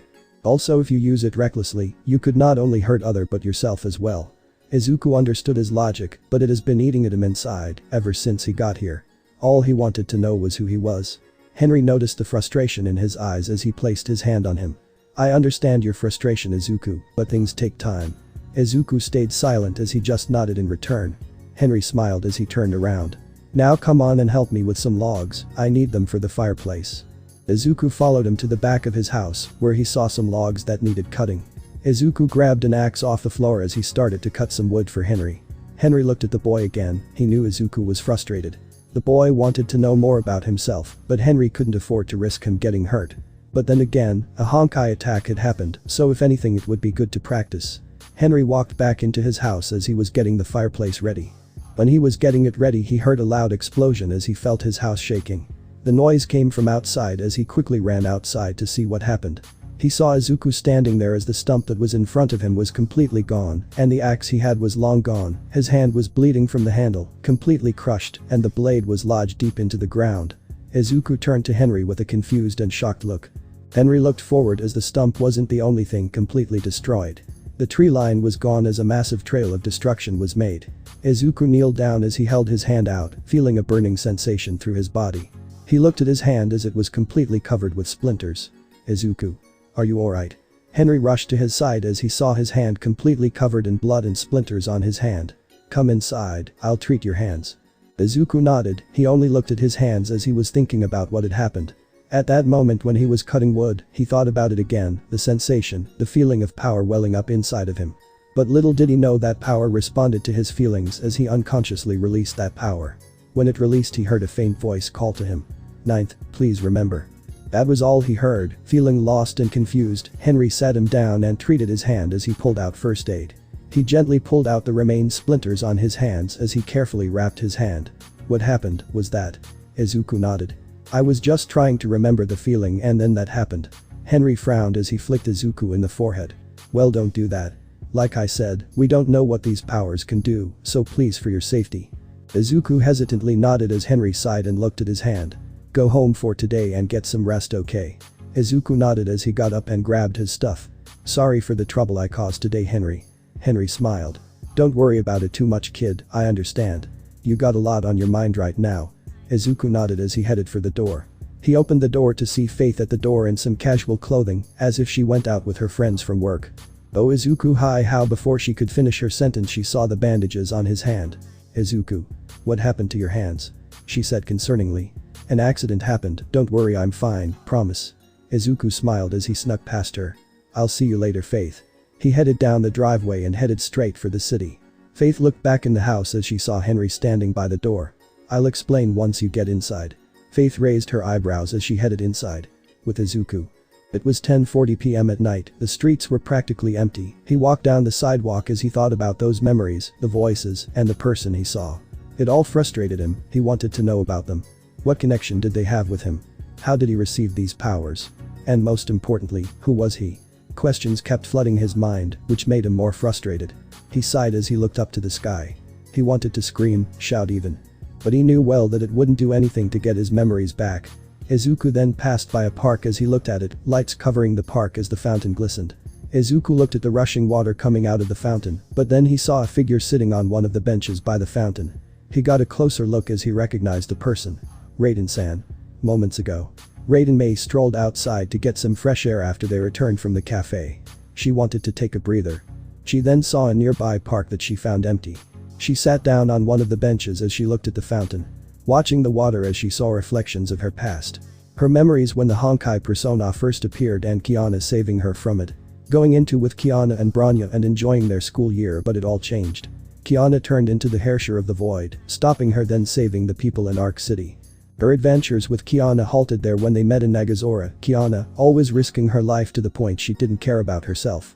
Mei couldn't stand for it, so she took in the Honkai energy in Nagazora and became the Hersher of Thunder. Fighting against her friend and leaving her with everyone in the Hyperion. Then on her first mission with the World Serpents.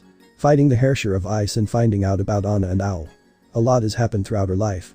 She sighed as she looked up at the sky. Stargazing at the countless stars lighting up. She had questions about her mission. Why was the World Serpent after Izuku? Is he really a Hersher? She felt no possible Honkai energy at all, and yet they still want him. And Kevin, his curiosity about the boy raised even more questions. Who was Izuku? Even the boy in question didn't even know who he was. Raiden-san. She widened her eyes as she looked at the direction of the voice to see Izuku standing on the sidewalk. Her purple eyes staring at his emerald eyes. Present. Mei waved at him as Izuku waved at her as well, but she noticed his hand was all bandaged up, including his other hand as well. She widened her eyes in shock as the last time she saw the boy his hands were completely fine. Izuku approached her. "It's nice out here, isn't it, Raiden-san?" "Indeed, but I can't help but notice the bandages on your hands," Mei pointed out. Izuku looked at them as he scratched his head as he was a bit embarrassed. "An accident happened, but I'm fine, honest. I'm fine.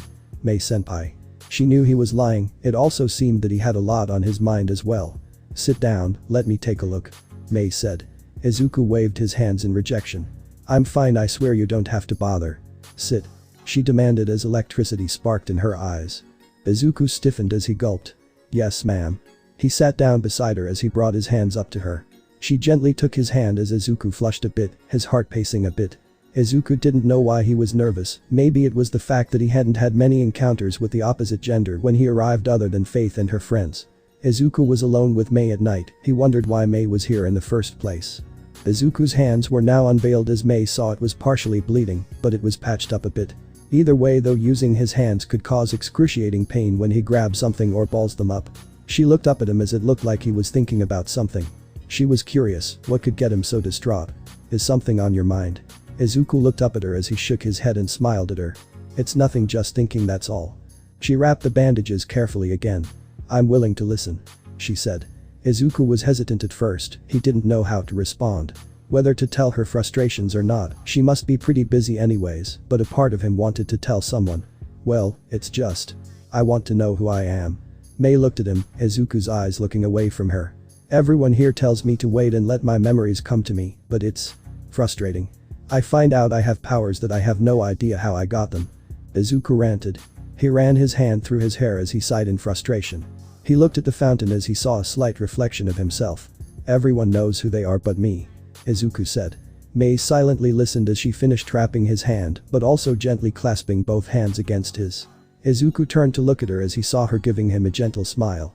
Izuku, it can be frustrating, but just like your hands, it takes time to heal.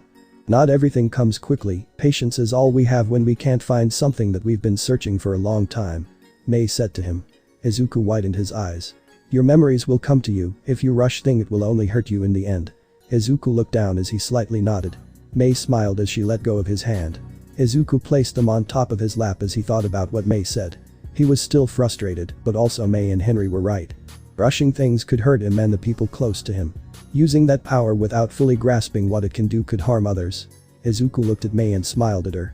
Thanks, I guess I just really wanted to know who I was. Mei shook her head.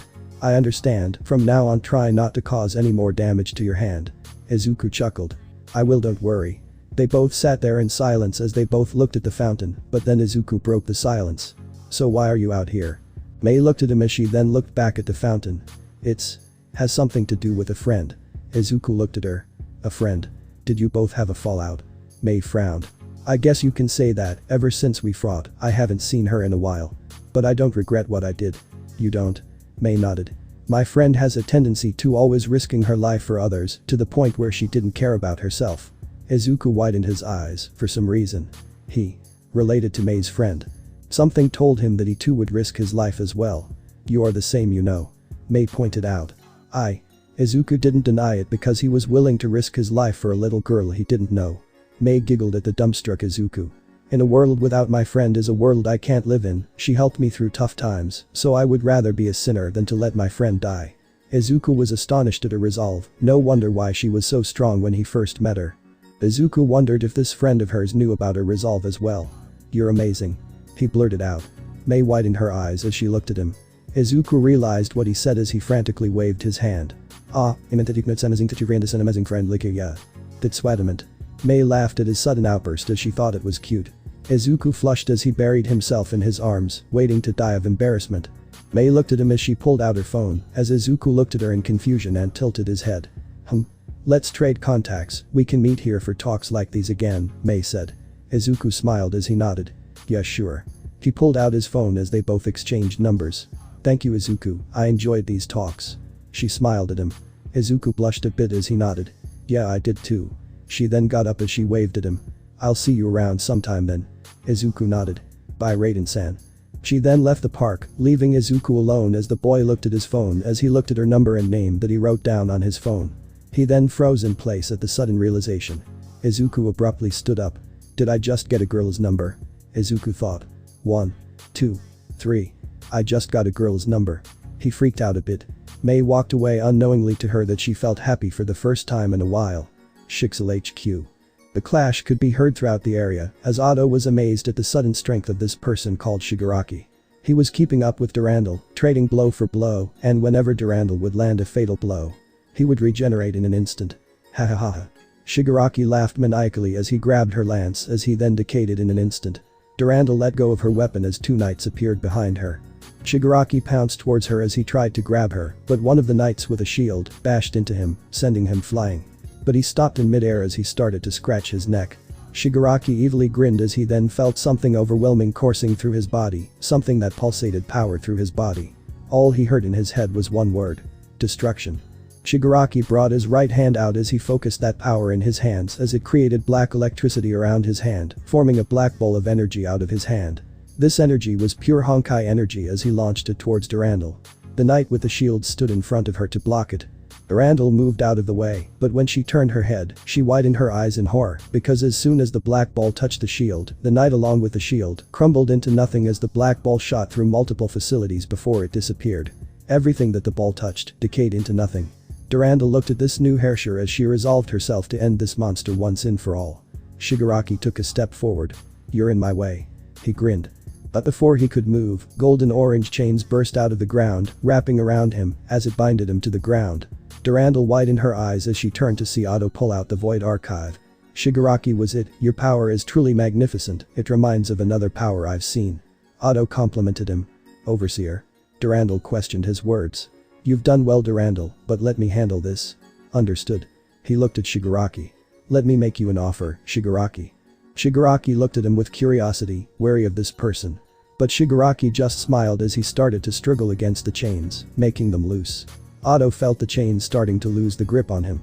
"I don't care what you have to say, I just want to destroy anything that stands in my way." Shigaraki broke free from the chains as energy burst out of his body, sending a massive shockwave throughout the area. Shigaraki then charged at Otto as he brought his hand out, ready to grab the Overseer.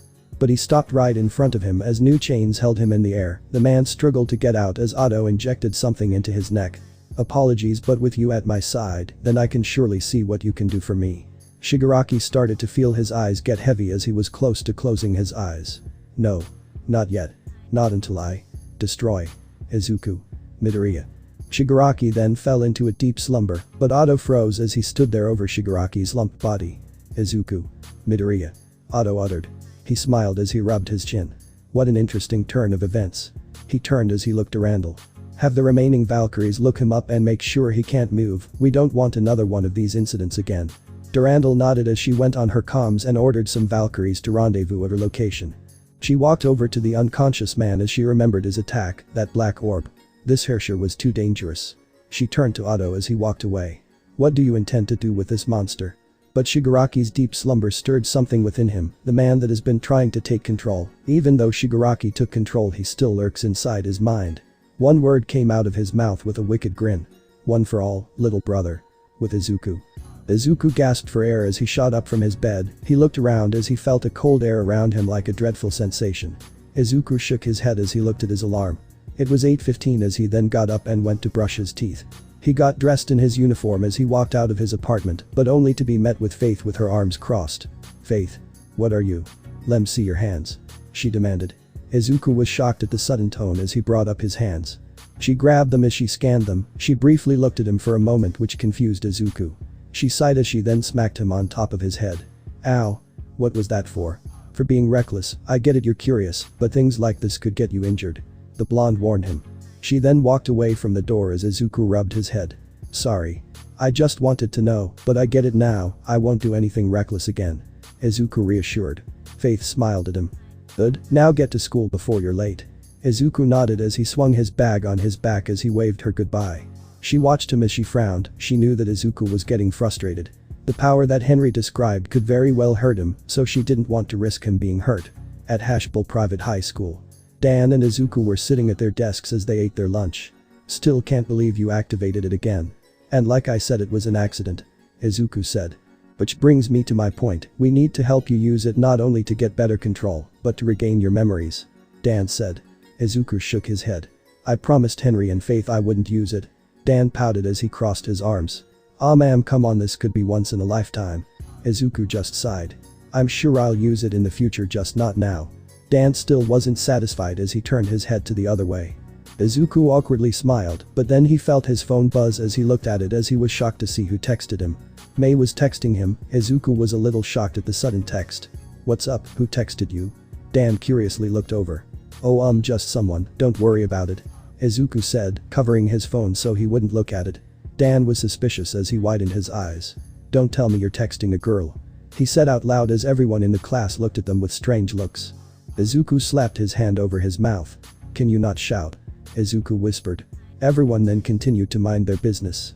Izuku sighed as he looked at Dan, who had stars in his eyes. "Well, who is it who's texting this amnesia boy?" "It's none of your concern, okay, we're just friends, relax," Izuku said as he blushed a bit. "Oh, but whoever it is making you blush." Come on, spill it. Who is it? Dan was up in his face. Before Izuku could give him an answer, the bell rang, signaling lunch to be over. Come on, tell me who's texting you. Izuku just sighed. It was the girl in the cafe that one day. Dan thought to the day as he widened his eyes as he looked at Izuku. You sly dog. We're just friends, relax, okay? Izuku hissed at him. I want to know how you got her number and… Dan, face forward, class is about to start. The teacher said. Dan jumped as he turned around. Izuku sighed as he quickly opened his phone to look at the text. Raiden May, hey, are you going to the cafe today? Izuku then replied. Izuku forthright. No, not today, I'm off today.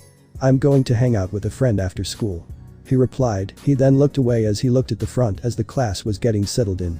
He then heard his phone buzz as he looked at it again. Raiden May. I see, that's a shame. I was looking forward to talking to you. Oh well, I'll see you next time. Izuku slightly blushed as he just put his phone away as he buried his head into the desk as he thought about going into work today, but he shook his head. He promised Dan they would hang out today. With Raiden May. She looked at her phone as she was done dealing with some Honkai beast on the outskirts of the city. So how's the luck with the boy? Raven asked. May didn't reply as she walked away. Raven smirked as she followed behind. Oh? Does someone have a soft spot for our target? May just stayed silent as she kept walking. Raven just shrugged as she caught up with her. Anyways, up ahead should be the remaining Honkai beasts. May nodded as they walked through the forest, but saw an opening out of the tree line. The two walked out of the forest to see a ruin covered in moss and roots. The ruin looked about hundreds of years old. They walked as they scanned the area as Raven looked at their location. Was there a ruin near the city before? May asked. Raven finished researching as she nodded. Apparently so, this city has been in ruins for nearly 200 years. May walked around as she saw some modern buildings covered in moss as she scanned the area. She then stepped on something as she looked down to see she stepped on what seemed to be an action figure. She grabbed it as she dusted it off. It was an action figure of a man with a Herculean build. The colors were worn off, but she saw a bit of blue, red and yellow on the action figure. She then looked up to see a bridge that seemed to be damaged a long time ago. The sign was covered in moss and vines, but there were two letters poking out amongst the vines. Yui Raiden, we got company. Raven said. May stored the action figure away as she turned around to see a couple of Honkai beasts appearing. She then readied her blade as the Honkai beasts were ready to strike. But unknown to the duo, one Honkai beast fled as it headed straight to the Hashbull city. With Izuku. Dan, are you sure about this? You got this, I know you got this. Izuku just sighed as he looked at the bowl of spicy ramen. He gulped as he then took a bite and swallowed. He widened his eyes as he grabbed a cup of water as he quickly drank the water. Why the heck is that so spicy? Dan laughing his ass off. You should have seen the look on your face. Izuku asked for another glass of water as the chef nodded as he poured him another glass. Now on with the main topic. Dan gave him a serious look. Izuku raised his eyebrow. What? Well, are you going to tell me how you got that girl's number? Izuku just sighed. Whenever it involved girls, Dan was always curious, like that time when Faith and her friends showed up and Dan was shocked and kept pestering him. I saw her at the park and we talked for a bit, it got to the point where we exchanged numbers. He said. Dan smirked as he ate his ramen. You know, I think you got a little crush on her. Izuku blushed a bit as he looked at him. Like I said, it's not like that at all. Can you please stop talking about this? Nope, not dropping this until I die. Izuku groaned as he looked at his ramen. He then sighed and then steeled himself as he ate the ramen. Oh wow. Dan said as Izuku was holding back the tears at how spicy it was. A couple of hours later. Izuku was holding his stomach as he groaned. I'm not eating that again. Dan was laughing to the point he had tears in his eyes. Even the boss was laughing at you, hahaha. Izuku glared at him. Why did you even recommended that anyway? Just to see how you would react, and I got some nice pictures. Dan teased. Izuku just sighed as he looked at the time, 6:05 p.m. He looked at the street as it wasn't busy as usual. You know it's not as busy as usual. Izuku pointed out. Dan looked around as he nodded. Now that you mention it, there isn't a lot of people here. Izuku wondered what was the occasion. He continued walking with Dan. So where should we go now? Izuku asked. I was think karaoke or the arcade. I think the arcade is a good place to go to. Izuku said. Oh come on, just because of that one time. Please don't remind me. Izuku pleaded. Dan just laughed. Alright, let's head to 9th watch out. Izuku widened his eyes as he felt a painful stab on his head. He turned around to see where that voice was calling him. What's up, Izuku? Izuku looked at Dan as he widened his eyes. A chariot was standing right behind Dan as it was about to swing its arm at Dan. Dan. Watch out. Izuku jumped in between the two as Izuku got hit by the arm, feeling the full force, but it also took Dan with him, as well as both of them were sent flying. Dan rolled as he hit a railing, he laid there unconscious. Izuku however was sent to a wall as it made a small crack. Izuku coughed up blood as he felt his left arm broken. He felt like he was hit by a wrecking ball. He looked up as he saw the chariot was walking towards Dan. Izuku widened his eyes as he pushed himself up with his right arm as he ran towards Dan. He then jumped on the chariot's back to distract him away from Dan. The chariot retaliated as it shook Izuku off. Izuku was in the air as he then felt another force collide with him as he was sent back down on the ground. Izuku was facing up as the chariot flipped him. Izuku coughed up even more blood as he then looked at Dan's unconscious body again. "Get up," Izuku told himself. Izuku turned over as he struggled to get up. He looked at the chariot walking towards them. "Get up."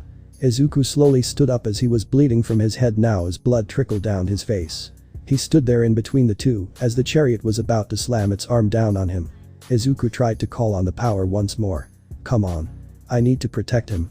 Please." The arm then swung down as Izuku saw his life flash before his eyes. "Come on. Let me protect him." The memory flashed through his eyes, a man that had a Herculean build with blonde hair that had two tufts stuck out. A bright smile looked back at him. "All Might. Huh?" Izuku's final moment was thinking, who is All Might? The shadow of the arm covered his whole body as he was about to face death until a gunshot pierced through the chariot, leaving a hole through it. Izuku looked at the chariot in confusion as he saw another shadow over him, as he looked up and saw a girl flying over him, as she then landed on top of the beast, as she stabbed a needle down through its head, killing it.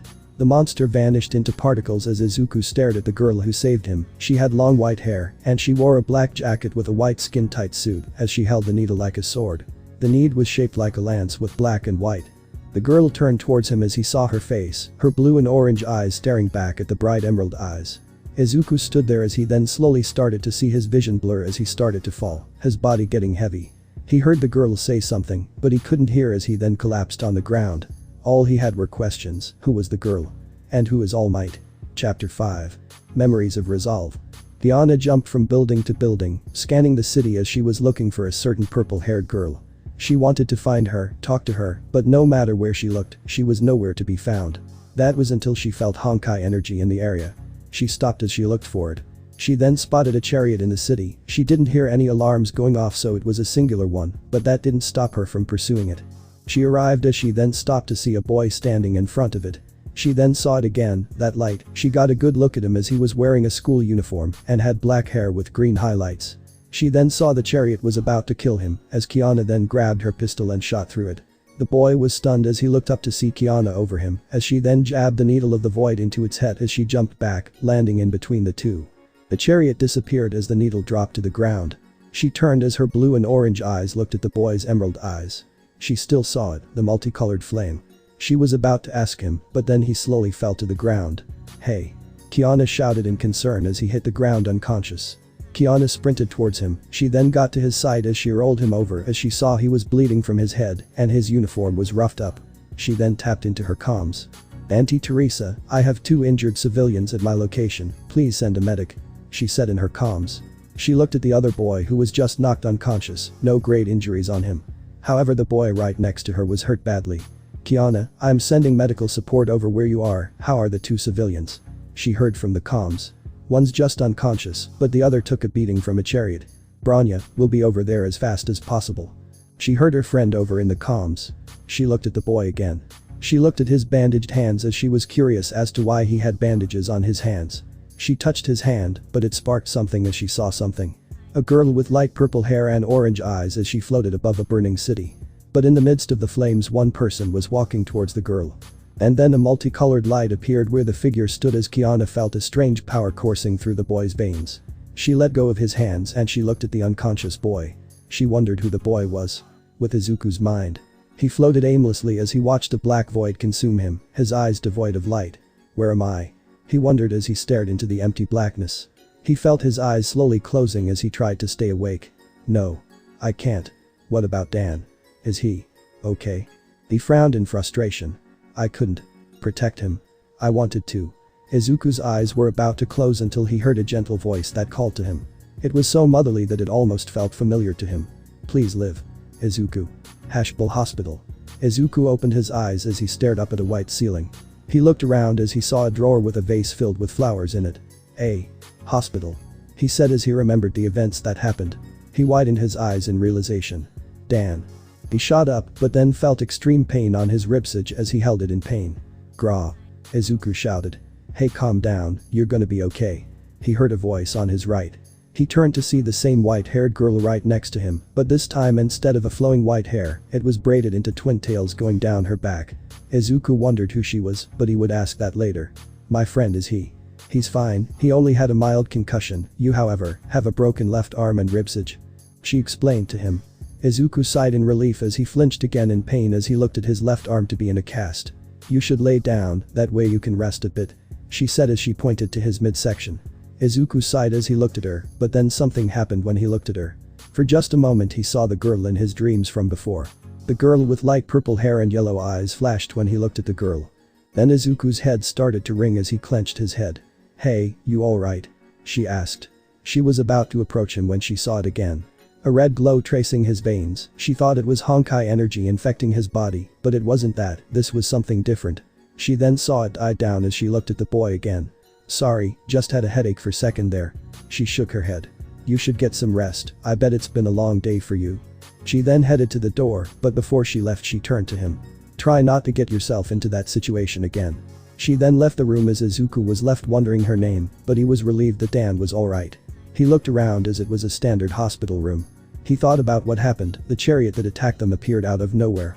He thought about how the power he tried to call upon was not responding. He frowned, if he was in control, he could have saved Dan without him injuring himself. He gripped the sheets with his right hand as felt like he could have done more. He then heard the door slide open as he looked up to see Henry and Faith at the door. Henry, Faith, you guys. Before he could finish he was tackled into a hug as Faith hugged him tight, but it caused Izuku's ribcage to sting as he flinched in pain. Ow. He said. Faith widened her eyes as she let him go. Sorry, I was worried that the worst happened. Are you okay, Izuku? Henry asked. Izuku nodded. I'm fine. Henry frowned. Son, if there is anything we can help you with. Izuku smiled at him. It's okay, it just happened so fast, but I'm glad Dan wasn't hurt too bad. Faith flicked his forehead. Ow. Izuku looked at Faith but widened his eyes as he saw her on the brink of tears. You could have died, Izuku. Please take yourself into consideration too. Faith said. I can't lose you too, okay? Faith pleaded. Izuku's heart was filled with guilt washing over him, looking at Faith worried about him. He didn't like that look on her face, the face of worries. He also saw a hint of concern in Henry as well. Izuku nodded as he was silently bashing himself. Faith gently hugged him. The doctor said that you'll be here for 2 days, so we'll visit. Faith said. Izuku nodded as the girl let him go as they headed towards the door. Well, Izuku, we told the school and Gabriel you'll be out for a couple of days. Izuku nodded as they left. Izuku was left in the room with nothing but his thoughts. He frowned as he looked at his left arm, he didn't like it at all. He wanted to help Dan, but when his powers didn't come to him. It felt like he was weak, useless. Like he couldn't do anything. Izuku clenched his right fist as he was filled with anger, not towards anyone but himself. He felt like he couldn't do nothing, like he was a Deku. Izuku widened his eyes. Deku. He felt like he heard that word before, but he didn't know what it was. He sighed as he leaned up against the head of the bed. He looked at the ceiling as he thought about the attack again. I don't want to be useless like that again. Izuku looked at his scarred hand again as he scanned the scars. He wanted to help, so people around him won't get hurt. So people don't have to lose their lives to the Honkai. He remembered the people who lost their lives during the Honkai invasion. He thought if he can save a little girl with his powers, then that means that he can use this power to save those in need. With Raiden Mei. Mei sighed as she sheathed her blade into her scabbard. She looked at Raven as she stowed her bow behind her. The area was filled with dissipating bodies of Honkai beast. That's all of them, now time to see what this place is all about. Raven said. Mei nodded as she walked on the destroyed street, looking at every building. She remembered the figurine that she had on her as she pulled it out. She scanned it as she was curious how old this figurine was. Raven and Mei kept exploring the ruined city as they looked through every nook and cranny of the place. Mei walked around as she saw a playground as she examined as she saw the destroyed playset, and the trees around them were withered away. She kept walking through the streets as she saw a rusted and ruined apartment complex. She walked through the apartment, examining every room, but it was all destroyed, so there wasn't much to look at. But then she stumbled into one apartment room. The door was busted through as if someone forced their way in. She read the name of the apartment. Midor. Part of it was rusted off, covering the last part. May walked inside of the apartment. As she examined the room, she looked at the kitchen, which was completely ruined. Pots and pans were scattered everywhere. She walked further inside to see the living room, a damaged couch with the roof caved in. She then walked into a hallway as she saw a room filled with a bunch of posters. She couldn't make out what the posters were, but she then saw some figurines on the ground that resembled the one she had. She pulled it out as she then placed it on a desk. The room was dark as the only light source was the window. She was about to leave when she stepped on a picture frame. She looked down on the ground as she picked up the frame. It was a picture, but not much could be made out as she only saw a few faces, like one boy that was wearing a mask with multiple limbs on him. And another girl with pink skin and pink hair. She then scanned over the picture as some parts were faded out so she couldn't make anything out, but what she noticed was that this was a school photo, judging by the uniforms they wore. "Raiden, did you find anything?" Raven called out. "Nothing of the sorts." She then pulled the picture out of the frame as she folded it and stored it in a pouch. "Looks like there's nothing here, let's go back to Hashpool," Raven said. "Understood." May left the apartment room, but as she left she felt a presence inside of the apartment as she turned quickly, but only saw the sunlight casting down on the apartment, but she saw a hint of green particles withering away. She didn't pay too much mind of it as she then exited the apartment complex. With Kiana. Kiana looked out of the Hyperion as she continued to think about what she saw from the boy she met early. The light inside of him was strange but also familiar to her. She couldn't put her finger on it as she sighed and continued down her room, but before she could walk any further, she felt a buzz. She then pulled out her phone as a text message appeared. She opened it as it was revealed that Teresa texted. "Meet me in my office, I have something to discuss with you." Kiana raised her eyebrows as she headed towards Teresa's office. In her walk towards her office, Kiana couldn't stop thinking about the light, it was strange and yet warm. And that boy, he was ready to fight that Honkai beast for his friend, even if it meant dying in the process. She then was now in front of Thersia's office. She opened the door as she saw her aunt's desk filled with papers and files and books. Kiana blinked as Teresa looked up at her and smiled. "Well, there you are, Brad." Kiana sighed. "What did you call me here for?" She placed her hands in her hoodie pockets as Teresa grabbed a paper as she read it. "The person you saved is named Izuku Forthbright, going to school at Hashpool Private High School. He enrolled there 4 months ago and also started a job at a cafe same day." Kiana tilted her head. "Auntie, where are you getting at?" Teresa looked at her. "This boy also was just registered as a citizen 4 months ago, and what happened 4 months ago? The energy signals we detected at that time." Then it clicked in Kiana's head as she widened her eyes. "So you're saying?" "Indeed, the boy you saved could be the one who released that energy spike 4 months ago, which means he's a Herrscher who just awoke 4 months ago. The question is, what is he doing here?"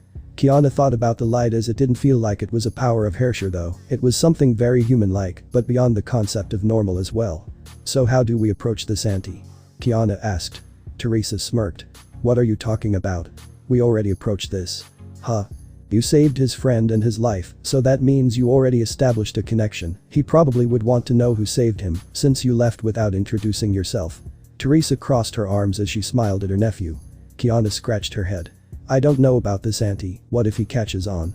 Then we kidnap him to the Hyperion and make sure his Herrscher persona doesn't take over." Kiana sweat dropped as she looked at her auntie with doubt. "I have a bad feeling about this." With May. Raven and May arrived at Hashpool City as they were about to head into the cafe to check on their target. May couldn't figure out why that ruin was there, a city that was there for many years, and yet no one paid any mind to it. She looked at the cafe as she then looked at Raven who was looking at her. "What?" May asked. "Are you wondering what to say to your target?" Raven teased as she had a smirk etched on her face. May sighed as she headed inside, Raven just shrugged as she followed her inside. They then saw Faith talking to Gabriel as the two turned towards the two that just walked in. "Oh, Raiden and Raven, how was the patrol?" Faith asked. "Same old stuff, but we did stumble upon a ruined city." Gabriel raised an eyebrow as he looked at them. "A ruined city?" Raven nodded. "Yeah, you know anything about it?" Faith on the other hand was staring into her cup as she had a solemn expression on her face. May noticed this as she then sat down next to her. "Something on your mind, Faith?" she asked. She looked up and turned to May. "Huh? Sorry, what are we talking about again?" "Raven and I stumbled upon a ruined city not too far from here," she said to her. Faith thought about as it clicked in her head. "Oh, that place, my grandpa knows more about that city than anyone." Gabriel nodded. "Well, that is true, always see that old man venture off somewhere." Faith smiled as she grabbed her cup and drank all her coffee. "Yep, anyways, if you want to know more, I can call my grandpa and he can tell you more about the city." "That would be helpful, thank you," Raven said. She then heard a door open as a woman with her child walked in with a basket of fruits, as the child was holding a small box that was wrapped. Gabriel looked at the person as he pointed towards a small table filled with gifts and get well cards. May tilted her head in confusion. "What's the occasion, Gabe?" Raven asked. "Oh yeah, you weren't here. Izuku and Dan got attacked by a Honkai beast in the city," he explained.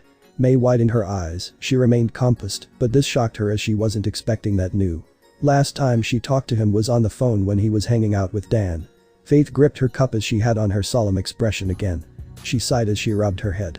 These Honkai attacks have been happening so often, and Izuku keeps getting right in the middle of it. Gabriel looked at her as he placed a cup down. "Hey, he's going to be fine, the boy is tough after all, taking a hit from a Honkai beast is no simple task for an ordinary human." Faith sat there as her expression was more grim. May watched her as she tightly held the cup. "But if gets attacked again, something far worse could happen, he might even get infected with Honkai energy." Faith displayed her worries as she looked at Gabriel. It was silent in the cafe as the three stared at the distraught girl. "I'm sorry. I have to go." She abruptly got up and grabbed her bag as she left the cafe. "She worries about Izuku a lot," Raven pointed out. Gabriel nodded. "Well, you can't blame her, she lost her parents and her brother to an Honkai invasion, Izuku being a part of her family made her heal somewhat." May stayed quiet as she sympathized with her fear, losing someone you love hurts like hell. May felt that way with a certain white-haired girl. That's why, did what she had to do. All for the sake of her living in the world. With Izuku. Izuku sat on the hospital bed as he didn't know what to do. All he could do was lay there until he recovers. As soon as Faith and Henry left, he was left with all his thoughts alone. For some reason, being in the hospital room felt somewhat familiar with him, he didn't know why. It was like he was used to getting injured all the time, which made him question again. What the hell did he do in the past that made him feel this way? He shook his head. It was probably just nothing, he deduced. But there was another feeling haunting him. Izuku sighed as he laid on the bed, thinking about what happened. Izuku clenched his fist as he didn't like this feeling inside his heart. He couldn't stop thinking about what else might have happened if that girl didn't come in time. Dan would have died in the process, he too would have died. Izuku didn't want to be useless when he was in danger. Honkai beasts appear out of nowhere, and people get hurt every time, even lose their lives. Izuku felt it again, the burning flame inside. The flame symbolizes the power he has inside, and yet he doesn't know how to use it. Izuku slowly sat up as he looked at his scarred hand. In the past he used this power. But he didn't know how he used it, whether it was to kill or protect.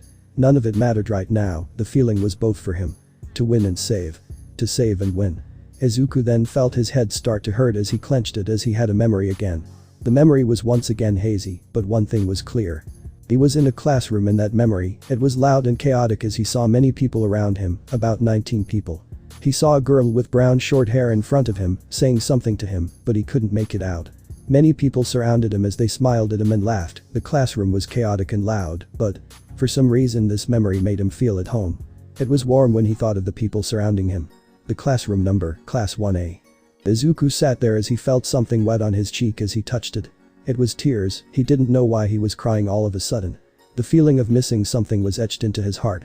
He had no idea what this feeling was or why it appeared when the memory appeared.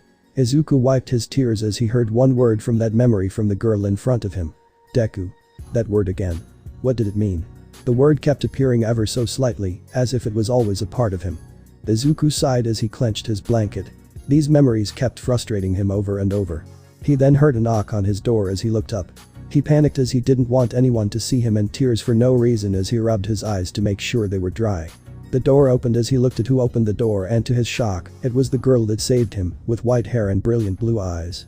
She walked as she had an awkward smile as she waved at him. "Hi, I'm sorry to come in without any notice," she said. Izuku shook his head. "Oh no, not all. I never got your name and I wanted to thank you properly for saving my friend. And my life as well," he said. She nodded. "Right, sorry I left without introducing myself. Kiana Kazlana." She smiled. Izuku forthright. He introduced himself. She nodded as the room was now filled with silence, as the two didn't know what else to say. Kiana was here because Teresa wanted answers, and that Kiana already created a perfect opportunity to get close to him, to know more about him, and possibly get to the bottom of that energy signal 4 months ago. "So, Kazlana-san, what brings you here?" he asked. She looked up as she tried to think of something as she was now in the spotlight. She didn't think this through as she tried to come up with an answer. Izuku noticed that she was freaking out as he was confused on why. "Oh well, I wanted to know." Kiana thought about her answer as she remembered something. When the Honkai beast started to attack, she noticed that Izuku was prepared to attack it with something. "Why were you prepared to fight the Honkai beast?" she asked. Now it was Izuku's turn to freak out as he couldn't really tell her that he has powers, but he doesn't know how to use them. He also thought if he said that to her she would think he was crazy. Well I guess. I just couldn't watch my friend get killed by it, so I was prepared to jump it. Kiana looked at him confusingly. That's some guts but also pretty stupid to do. She outright said as it felt like a jab into Izuku as he felt the impact of her words. Izuku scratched his head. Haha. Yeah, I already got scolded by my guardian for that. Kiana just looked at him as she too would get scolded by Mei for being reckless. She missed those days, but while she was reminiscing the hairshare inside her was observing Izuku, the light inside of him. She was drawn by it, she wondered what it was and why it was so familiar. The hairshare of the void was interested in the boy, but for now she only watched and observed him. Yeah, I feel you, I used to get scolded by a friend of mine for being reckless as well. Kiana related. She looked at him as she also had a question for him, ever since she first met him. By the way, what was that red glowing streak on your hands? She asked. Izuku looked at her as she didn't know what she was talking about. Huh? Yeah, your veins started to glow red for some reason, are you perhaps? Izuku looked at her with interest as he thought she knew what this was, he sure as hell didn't know.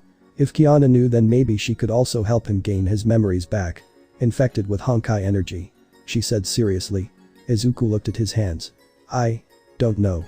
I haven't felt any of the side effects. Here, let me check for you. She said as she walked up to Izuku as she grabbed his hand again. Izuku blushed a bit at the sudden movement, but he relaxed a bit as Kiana tried to feel if there was any Honkai energy in him. But all she saw was a flame inside his chest. One that was like a bright torch, she couldn't figure out what it was.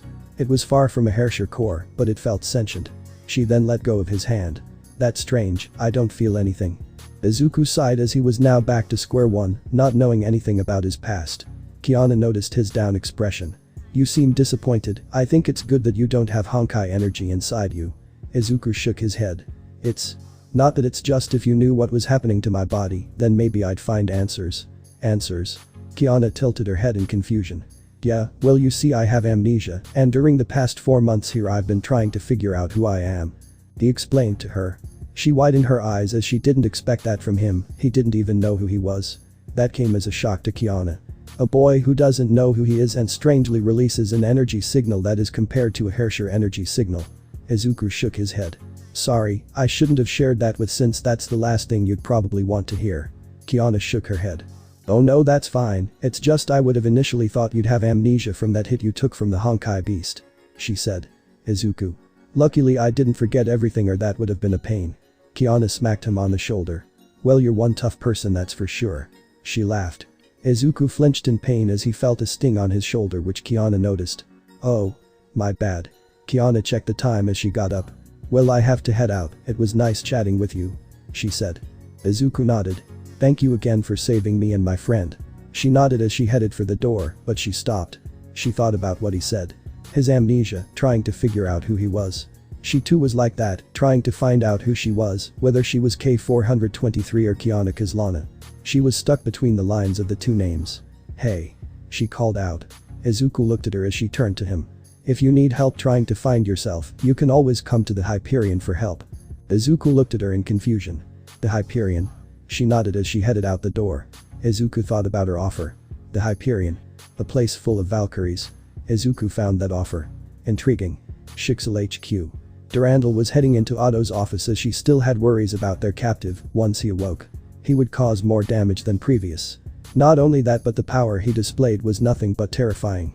She feared whatever that man did was only a fraction of what he could actually do. She was now at the door of his office as she knocked on it. Overseer. May I come in? Durandal. Perfect, come in. I have something to show you. She opened the door as she saw many files on the floor and his desk, as Otto had a project on as he looked at it. Overseer. The projection showed a body scan of Shigaraki as he pointed out several points on his body, but mainly his heart.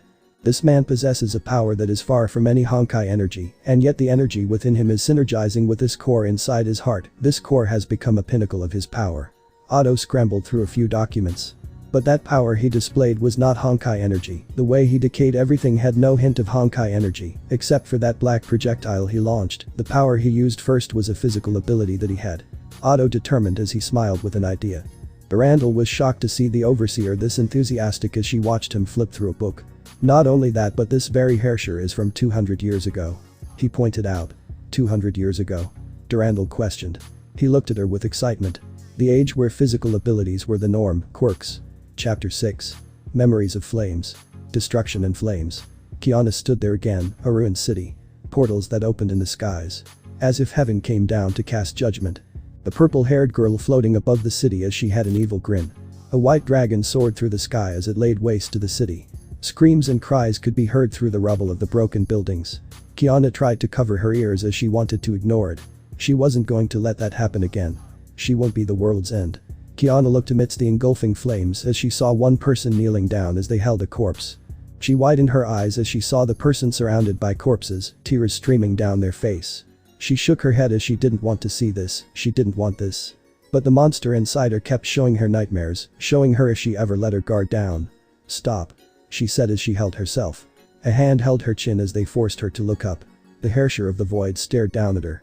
Her malicious smile sent shivers down her spine. "You're a monster, Kiana, I'll always remind you of it." Kiana widened her eyes in horror as the Herrscher laughed maniacally. They then heard footsteps approaching them. Kiana looked behind the Herrscher as a figure walked through the fire. In the flames, green eyes staring at them, slowly approaching them. The footsteps became louder every step the figure took. The flames dispersed, revealing a man wearing ragged clothes and a yellow scarf. His eyes cold as ice, staring them deeply into their souls. Kiana couldn't move, the fear washed over her, but this wasn't her fear. No, it was hers. The Herrscher didn't move, nor did she look away from the man. Kiana watched as the man formed black tendrils out of his arms as it completely covered his arms, forming blades. He then rushed at her at incredible speed. A blade about to stab through her. She couldn't move as she only watched as the man thrusted his blade towards her. Kiana then abruptly woke up as she quickly sat up from her bed. She breathed heavily as she held her chest. She felt her heart beat rapidly, a cold sweat ran down her neck. She lifted her hands up to see it was shaking uncontrollably. She then laid down as she had her left arm cover her forehead. She stared at the ceiling, pondering on what she saw. The fear that she felt wasn't her own fear. She looked out of her window from the ship as she saw the cloud floating aimlessly as the stars glittered the night sky. The different colored stars reminded her of the flame she saw inside of the boy she saved. Her mission, to find out who the boy was and to prevent another Herrscher awakening. Shixel HQ. Otto stared at the capsule as it was reinforced and guarded 24/7.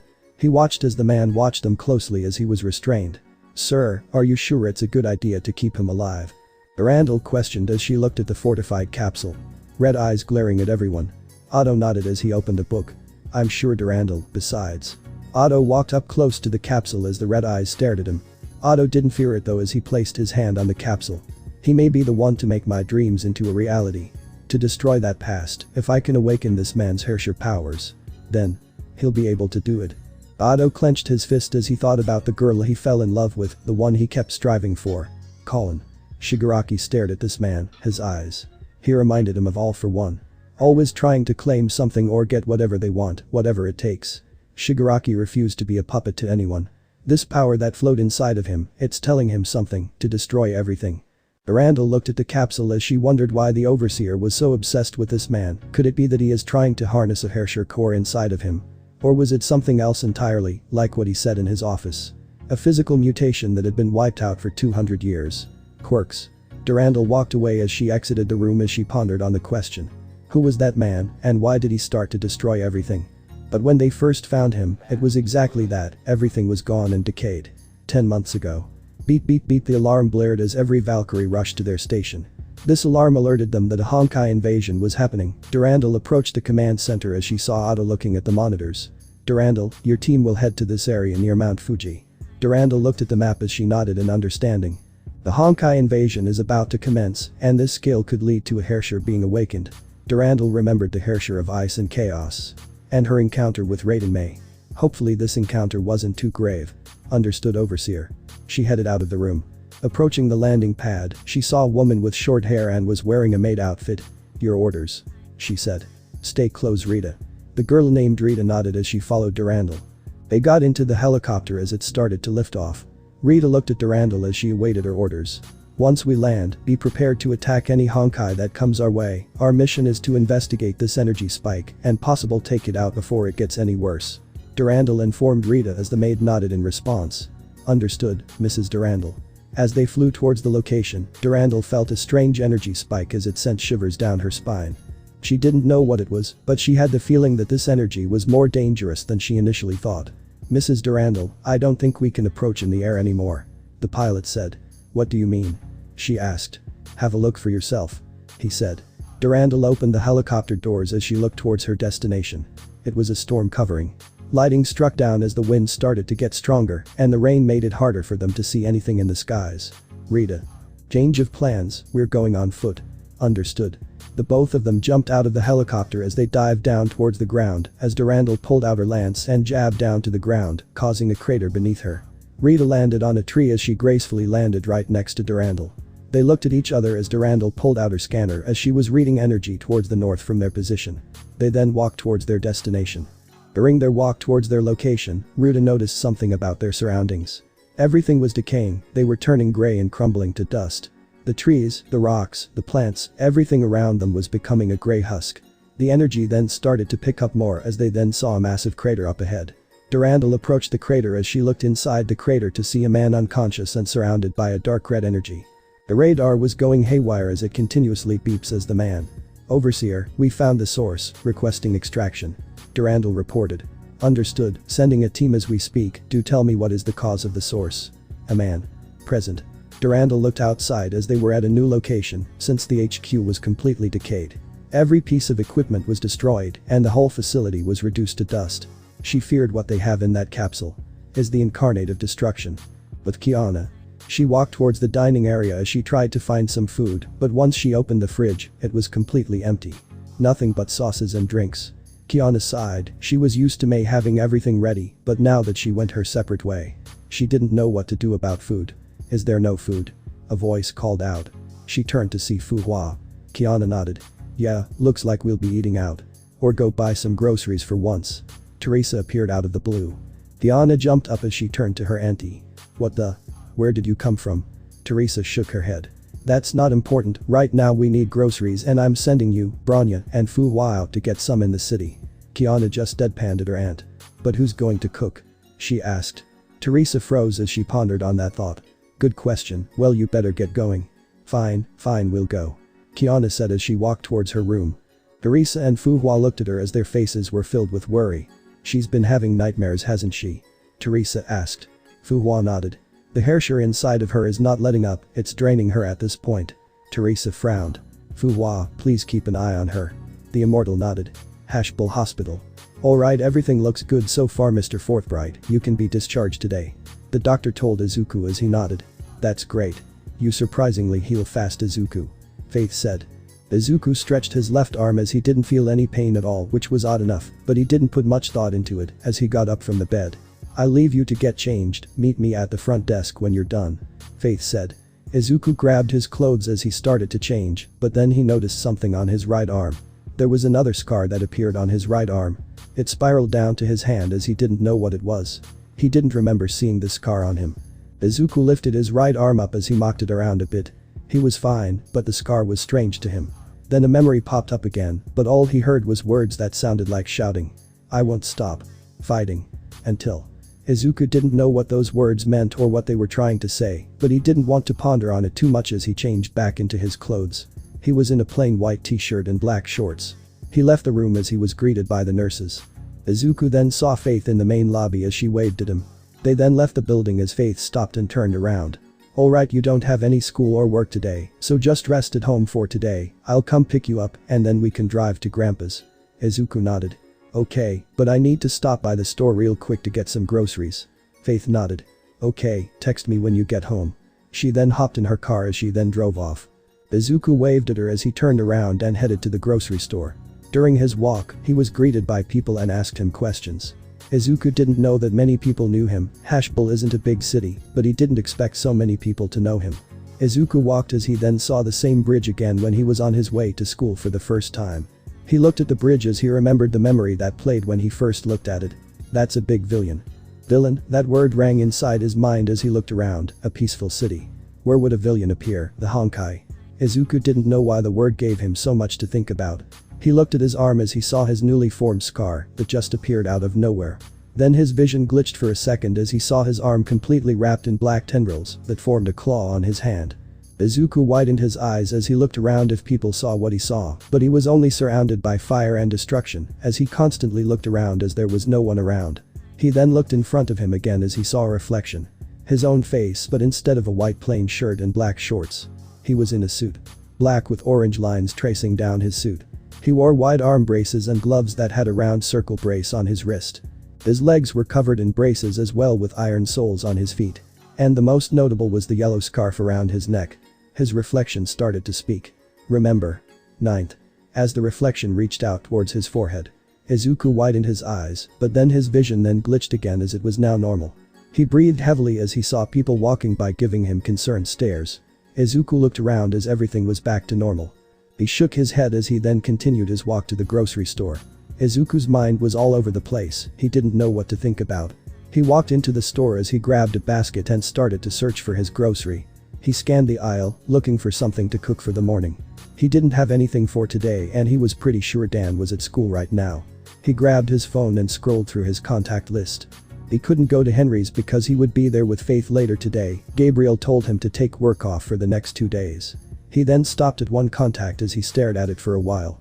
Raiden May. He then shook his head. She's probably busy at the moment. Izuku then saw one of the items he was looking for. He then tried to grab it, but another hand reached for it. They both stopped midway as Izuku turned to see a woman with bluish-purplish hair as she had glasses on with blue and white kipao. Her hair was in a low ponytail. Oh sorry, here. Izuku moved out of the way to let her grab it. Fuhua stared at him for a bit, she smiled as she then grabbed the item. Thank you. Izuku shook his head. No problem. He then grabbed the same item but in a different location. Aren't you the boy who got attacked by a Honkai beast? She asked. Huh? Oh yeah I did. He answered as he scratched his head. My friend and I were hanging out until the Honkai beast showed up out of nowhere. He explained to her. She examined him as she saw the scar on his right hand. She frowned as she looked at him again. That scar, was it from the Honkai beast? No, honestly I don't know where this came from, it just appeared out of nowhere so yeah. He looked at Fuhua as he noticed something in her eyes, sadness and pity. Izuku didn't know why she was looking at him that way. Ma'am, are you okay? Fuhua on the other hand saw a glimpse of the past of her long life. A boy with sunken and tired eyes, desperately trying to carry the weight of the world on his shoulder. A boy who's been fighting non-stop. Nothing, it's just. You reminded me of 2 old friends. Izuku watched her as he didn't know what to say, but something about her. He didn't know why, but she felt familiar to him.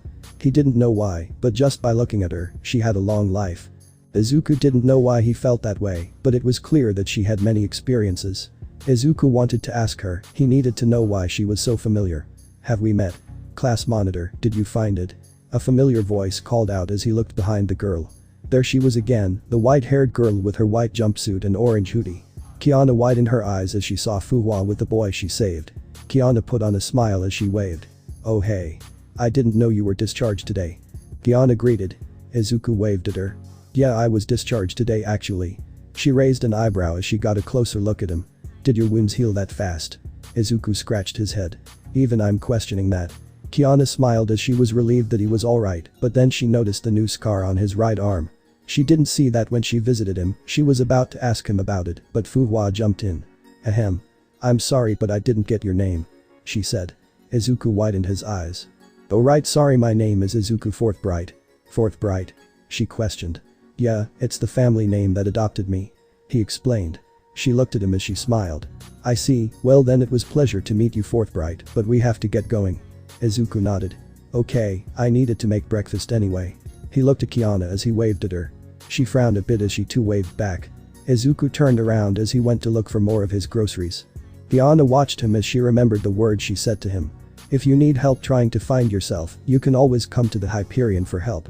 Kiana also remembered her task, to try and find out if he is a Herrscher or not. She then came up with an idea. Fuhua looked at Kiana as she wondered what she was thinking about. Then a voice called out. Did subject class monitor find the item? A monotone voice rang out as the two turned to see Bronya. What are you two standing there for? She asked. She then looked past them as she saw Izuku. Then looked at Kiana. Was that the target? She asked. Kiana nodded. And I have an idea to get close to him. Fuhua and Bronya looked at each other as they feared something that might not be ideal. With Izuku. Izuku grabbed the last ingredient that he needed as he went to the cash register. He waited in line as he thought about the girl that was with Kiana. She looked familiar but he didn't know where. He felt like she had met her somewhere from somewhere, but no memories were popping up. He got to the cash register as he started to pay for the items that he got. "Thank you. Come again," the man said as Izuku walked towards the door. He couldn't put his finger on it, but the feeling inside him told him that he had met her before, and every time he looked at Kiana, he would always see a purple-haired girl as well. Izuku. He was so confused, he didn't understand why he got this new scar and what the memory from before was, and the girl was even more of a mystery as well. Home to Izuku. It was all just clouding his head as he didn't know what to do with it. Izuku. He finally heard his name being called out as he turned to see Kiana standing behind him. Izuku blinked for a bit as he faced her. "Kiana. What's up?" She fidgeted a little bit as she looked around. She was a bit red as he didn't know why, but she then took in a deep breath. She then steeled herself and looked at Izuku. "Come to the Hyperion with us," she said. "Huh? With Raiden May?" May was on the phone as she kept staring at the contact. She didn't know why she was so fixated on him. Maybe it was because of the mission or the mysterious background that he doesn't know. Not only that but the power he has, the flames inside of him. She questioned whether he was a Herrscher or something entirely different. Izuku was a mystery for sure, but she was also interested in him as well. The way he was kind to others and the fact that he would jump into danger for his friend. May was definitely reminded of certain tuna. But she sighed as she also had a question as well. Why was Kevin so fixated on the boy as well? He wouldn't assign her this mission if it wasn't important. "Thinking about our target?" Raven asked.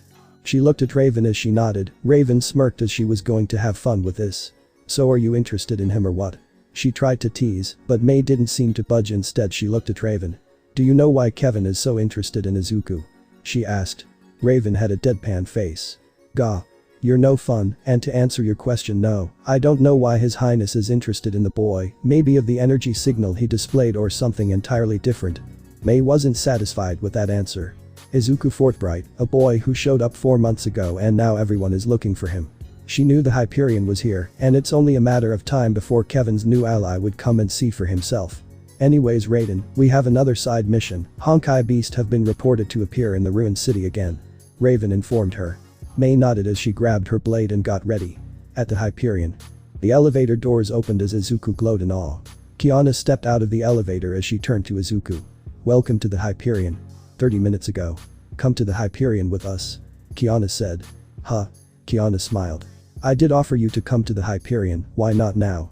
"Yeah, but I didn't think it'd be this soon," Izuku said. Kiana put her hands on her hips. "Well, nothing like the present." Izuku sweat dropped as he then saw a girl with grey hair that was a twin pigtail. "Branyo apologizes for subject Kiana's bluntness," she said in a monotone voice. "Hey, what's that supposed to mean?" Kiana seemed offended. Branya seemed to ignore her as she looked up at Izuku. "Ignore Idioka, what is subject's name?" Izuku Forthbright. "Branya is my name, it is a pleasure to meet you, subject Izuku." Branya greeted him. Izuku chuckled a bit. "You as well." Kiana pouted at the interaction as if they were completely ignoring her. Izuku thought about Kiana's invitation as he looked at her. "Is it really okay for me too on the Hyperion?" Of course, besides Auntie would want to know who caused that. Fuhua covered her mouth quickly as Izuku raised his eyebrow. She meant that her auntie would want to meet the boy who caused a ruckus on the news about the attack. Fuhua finished her line. Izuku nodded. "Oh, okay." Izuku knew that they were hiding something, but he didn't press on it. "Okay, I'll go to the Hyperion with you guys," he said. Kiana smiled. "Alright then, we'll lead the way." Izuku nodded, but before anything Fuhua stopped him. "Before we go I have to ask you something, Izuku." Fuhua looked at him as Izuku wondered why she stopped him. "Huh? What is it? Do you know how to cook?" Fuhua asked. Izuku blinked for a bit as he looked at her. "Huh? Present. These are all the rooms that we sleep in." Kiana finished giving Izuku a tour as he was astonished at the whole ship entirely. There were so many rooms that he wondered how many Valkyries were stationed here. "Alright, time to head to the kitchen," Kiana said. Izuku could have sworn she was drooling as he followed behind. "So how many Valkyries do you have stationed on this ship?" Izuku asked. "Just 4 of us are stationed here, including 2 scientists and 1 midget," Kiana answered. Izuku widened his eyes. "Really? I thought there would be more." Kiana nodded as she looked ahead. "We did have 2 other Valkyries, but one went to another team and the other." Kiana frowned as she didn't want to be reminded of that. Izuku saw her face as he knew he was touching a sensitive topic for her as he quickly scrambled his head for a different topic. So anyways, I heard that Valkyries use different weapons, what do you use Kiana? He changed the topic. Kiana looked at him as she pulled out 2 pistols. I dual wield 2 pistols while also using a form of martial arts taught by my dad, and I sometimes use a greatsword. Izuku's eyes sparkled in excitement as he was so absorbed in this, he didn't know that Valkyries were so interesting, he wanted to know more. Kiana turned her head as she looked at him confusingly. What are you doing? Izuku tilted his head. What do you mean? Well, it looks like you're taking notes on an invisible notebook. Kiana chuckled. Izuku looked at his hands as he was indeed taking notes. On an invisible notebook. Izuku immediately stopped as he scratched his head. That's weird, I don't know I did that. Kiana laughed a bit as she looked at him. You're strange, Izuku. Izuku blushed a bit as he turned his head as he didn't know what to say to that.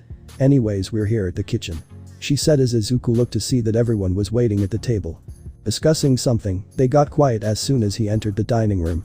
He recognized Fuwa and Bronya, but there were 4 others he didn't recognize. One was a girl that was very timid and had blue hair. She sat next to Bronya as the others.